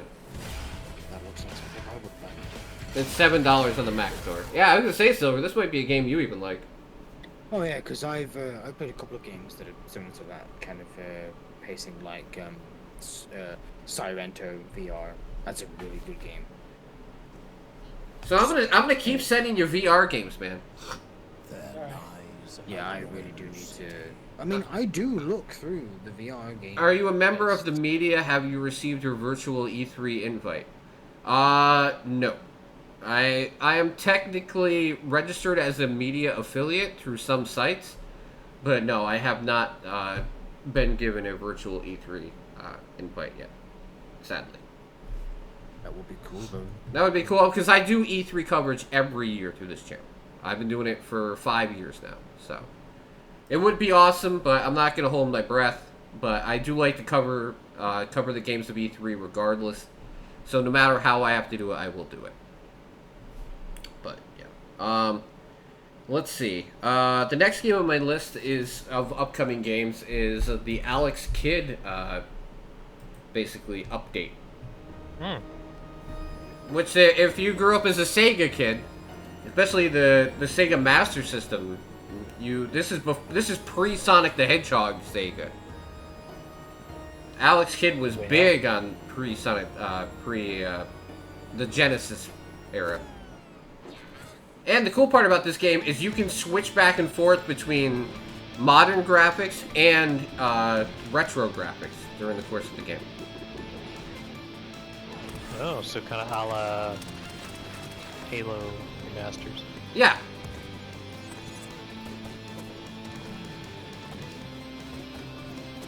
But I loved Alex Kidd when I was really young, and I'm happy they brought it back. I really am.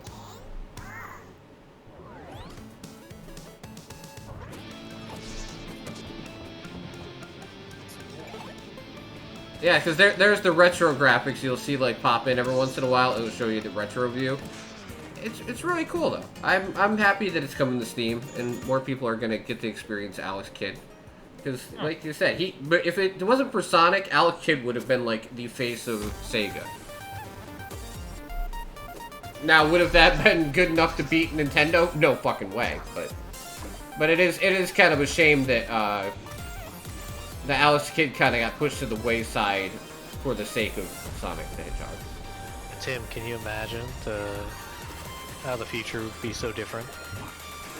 Yeah. Like, we might not have had a whole entire generation of furries. That's true. We would have lost out, man.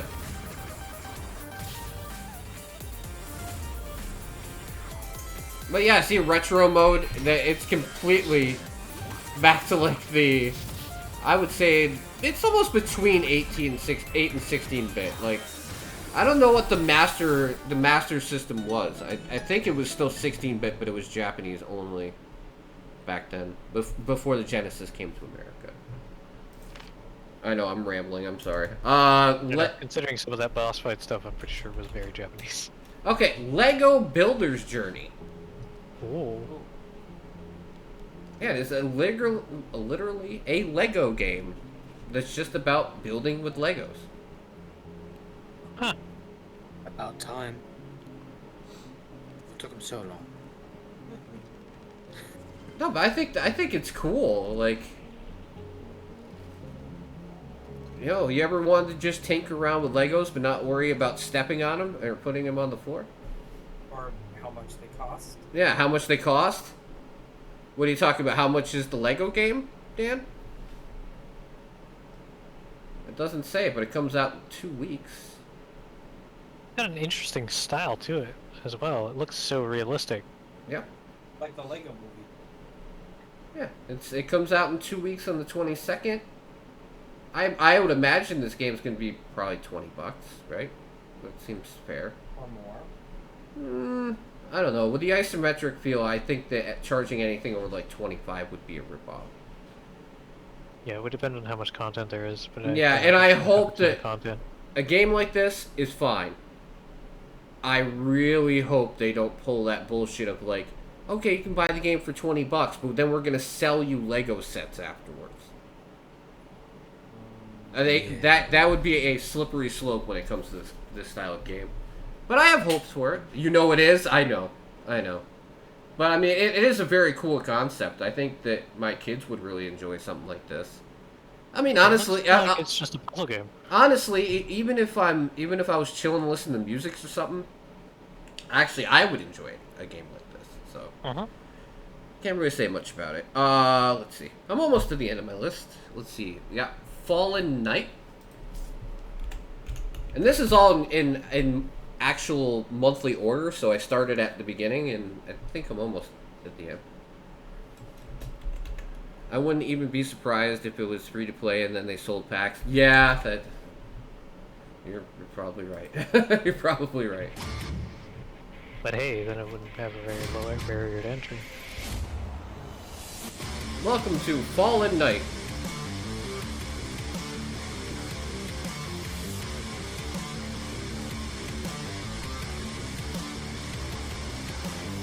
Oh yeah, this looks like a Tim game. Yes, it does. Or Mega Man Zero.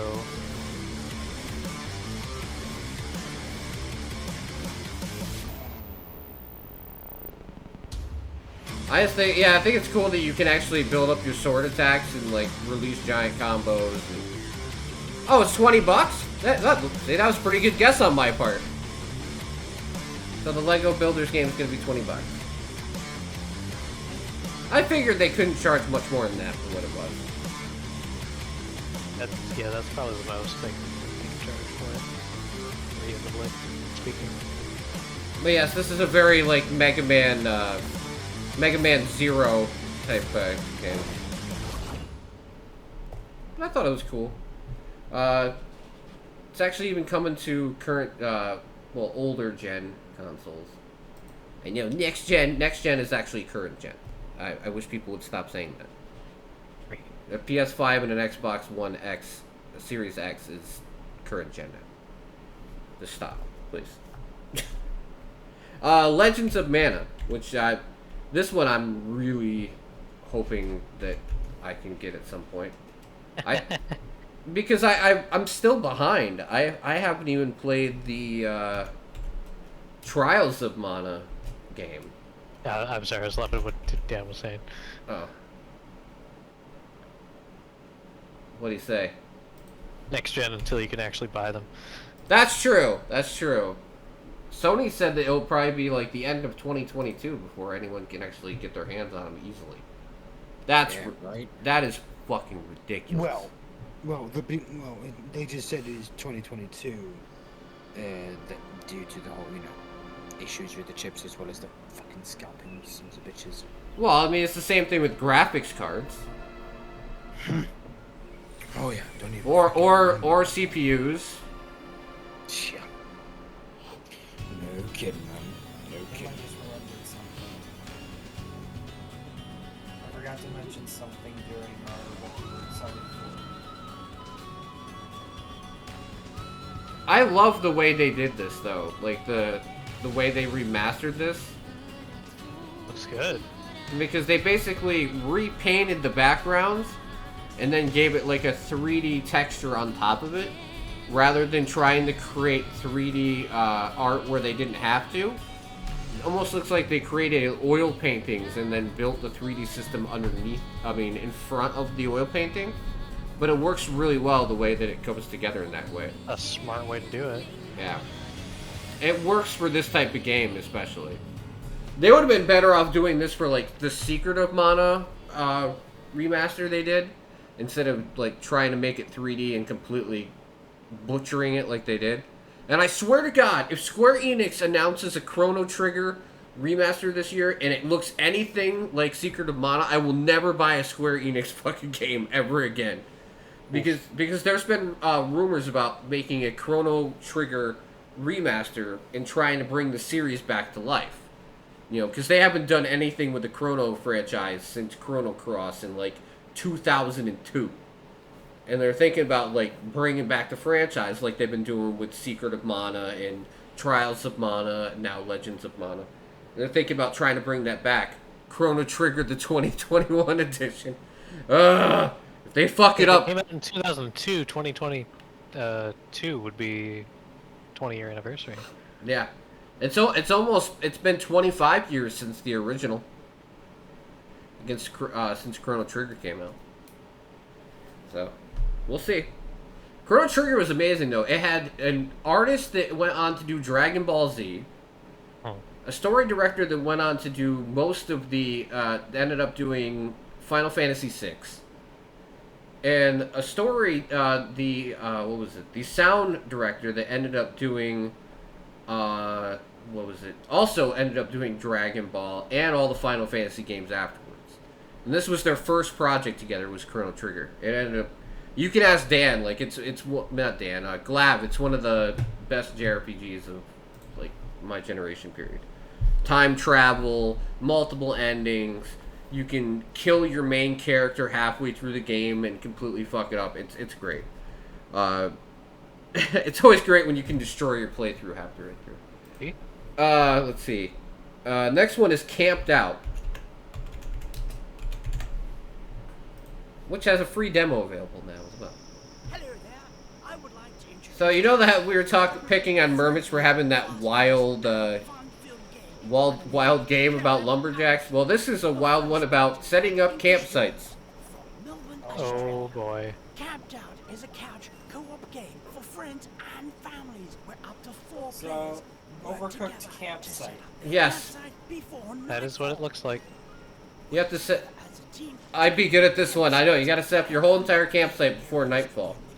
Oh, that's great. Throw into the mix some hazards from natural environments, such as bears, critters, ghosts, and spider traps, and things are sure to get out of hand quickly. And it even has, like, the hazards in the middle, like Overcooked. Yeah.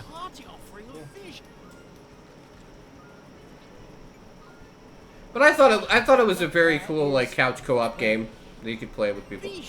Yeah, coming to 2021. Bear. I read up on it and it's coming out in June. That's the only reason why I put it on the list. Because even though it hasn't updated this yet, I looked up the game after I saw the trailer and it's coming out like at the end of June. So who knows? Okay, here's an old school one that maybe even Dan would remember. Zombies Ate My Neighbors. To achieve these objectives, And Ghoul Patrol. It's both of the games in one collection together.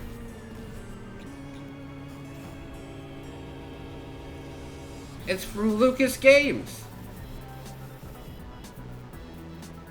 Yeah, I can't believe this is the first one I've seen from Lucasfilms coming back. Its publisher is Disney/Lucasfilms Games. I really enjoy baking. I hope that people enjoy playing it still.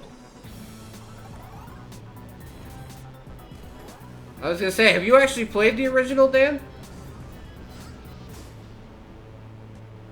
I just think it's cool that you get both games at once because they're both a lot of fun. And I hope they bring back more stuff like this. I really do. Let's see. And the last one I've got is Imp of the Sun.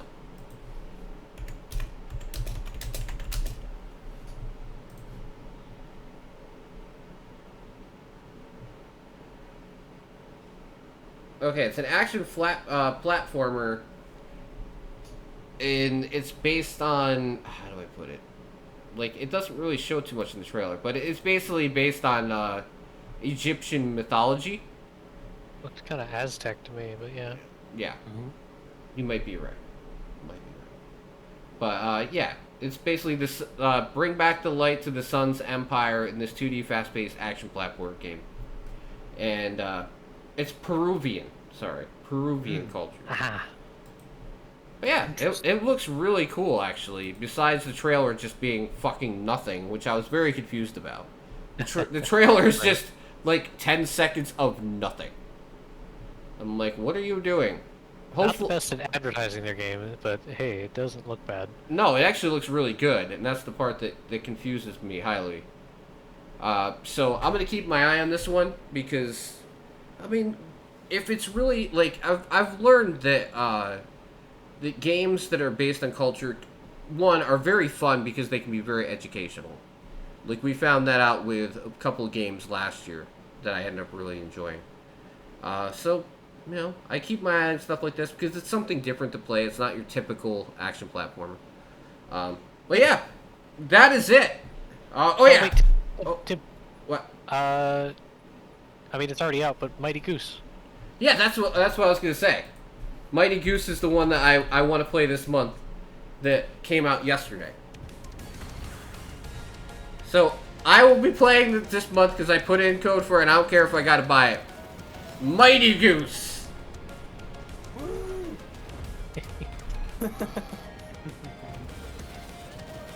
Yes, Goose Goose Duck, yep. Yeah, but Mighty Goose is basically like Metal Slug, but with a Mighty Goose.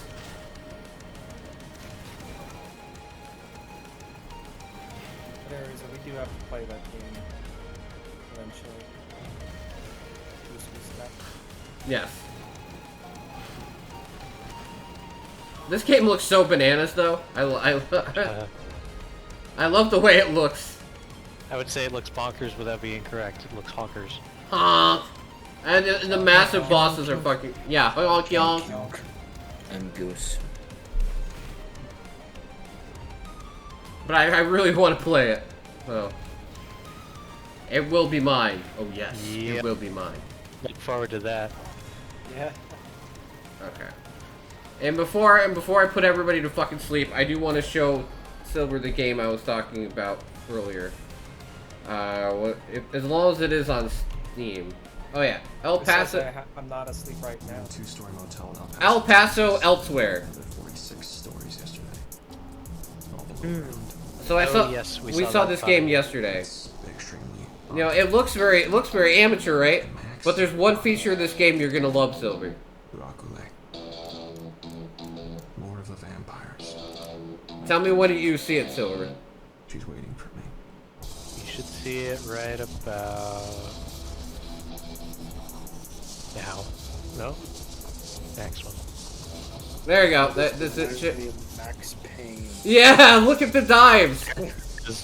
Yes. Oh fuck yeah! I love that whole fucking bullet time diving. I would abuse the shit out of that in Max Payne. Oh yeah, speaking of which, if any of you guys played oh god damn it, I forgot the title of the game, but it had Electric Boogaloo as a subtitle. Ah, fucking hell, what was it called? No, I can't remember it. Dang it. Oh well. Either way. Yeah. I'd play that. Well, I will say this. I've had a lot of fun with the podcast this month. It's been great. Thank you guys for hanging out for the whole thing, some of you. I really appreciate it. Like I said, this is the last one I'm doing till September. But we will keep you updated through the website about everything you need to know about gaming, reviews, upcoming games starting in July. I'll be doing them weekly. So it won't be such a fucking massive dump when it comes to information and games coming up. But yeah, the podcast will be back in some form. It'll probably be shorter when we come back because it won't have this part added on. It'll probably be more of like an in-depth discussion of gaming news. Probably more leaning into reviews, more in-depth reviews, more group discussions as we do like group reviews. I hope to get back to that at some point, or at least one every once in a while. Yeah, that'll be nice. So what I'm going to say, guys, is thank you so much for really, supporting the channel and helping out by watching, the streams and the podcast and everything else. It's been amazing.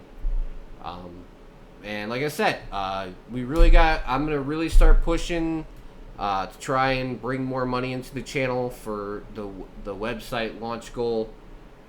Really got to keep pushing because I'm running out of time. I'm about 3 weeks away, and I'm gonna start panicking soon because between trying to spend my own money and starting to set everything up and getting people in to try and actually help build the website, it's gonna be a lot. But I appreciate you guys' patience, and hopefully by July 1st, I'll have everything set and people will be able to start adding content, and we'll have a cool launch, and everybody will be able to enjoy the website together. So I really want you guys to be a part of it, though. Don't shy away from it. Please, give your reviews, give your feedback about things you see there. I need your ideas, I need your content, and I need your desires for what you want to see in the future. So. And I'll be helping to build it coming up very soon. So look forward to that. As soon as you can, you need to start. And one more thing. I am gonna finish working. I heard something. Oh, hey! Thank you for the $10. Yay! Razor. Thank you, comforting Moo. But no, I don't understand where that comes from, but you. Hey, but no, thank you. I really want to thank you guys for your patience. I will have the channel points set up by tomorrow, the rest of them. So if you have any last minute ideas, please put them in there. Tomorrow I'll be back with Mass Effect, getting back to that, and we have a lot of cool stuff for the week ahead. And hopefully things just continue to evolve and get better. And I'm at least back and I'm driven and I'm ready to go. So we're done for another month. Thank you guys for hanging out and have a great rest of your night. And I will see you tomorrow. Happy night, folks. Good night, everybody. Oh yeah, Long out. Yeah, there it is.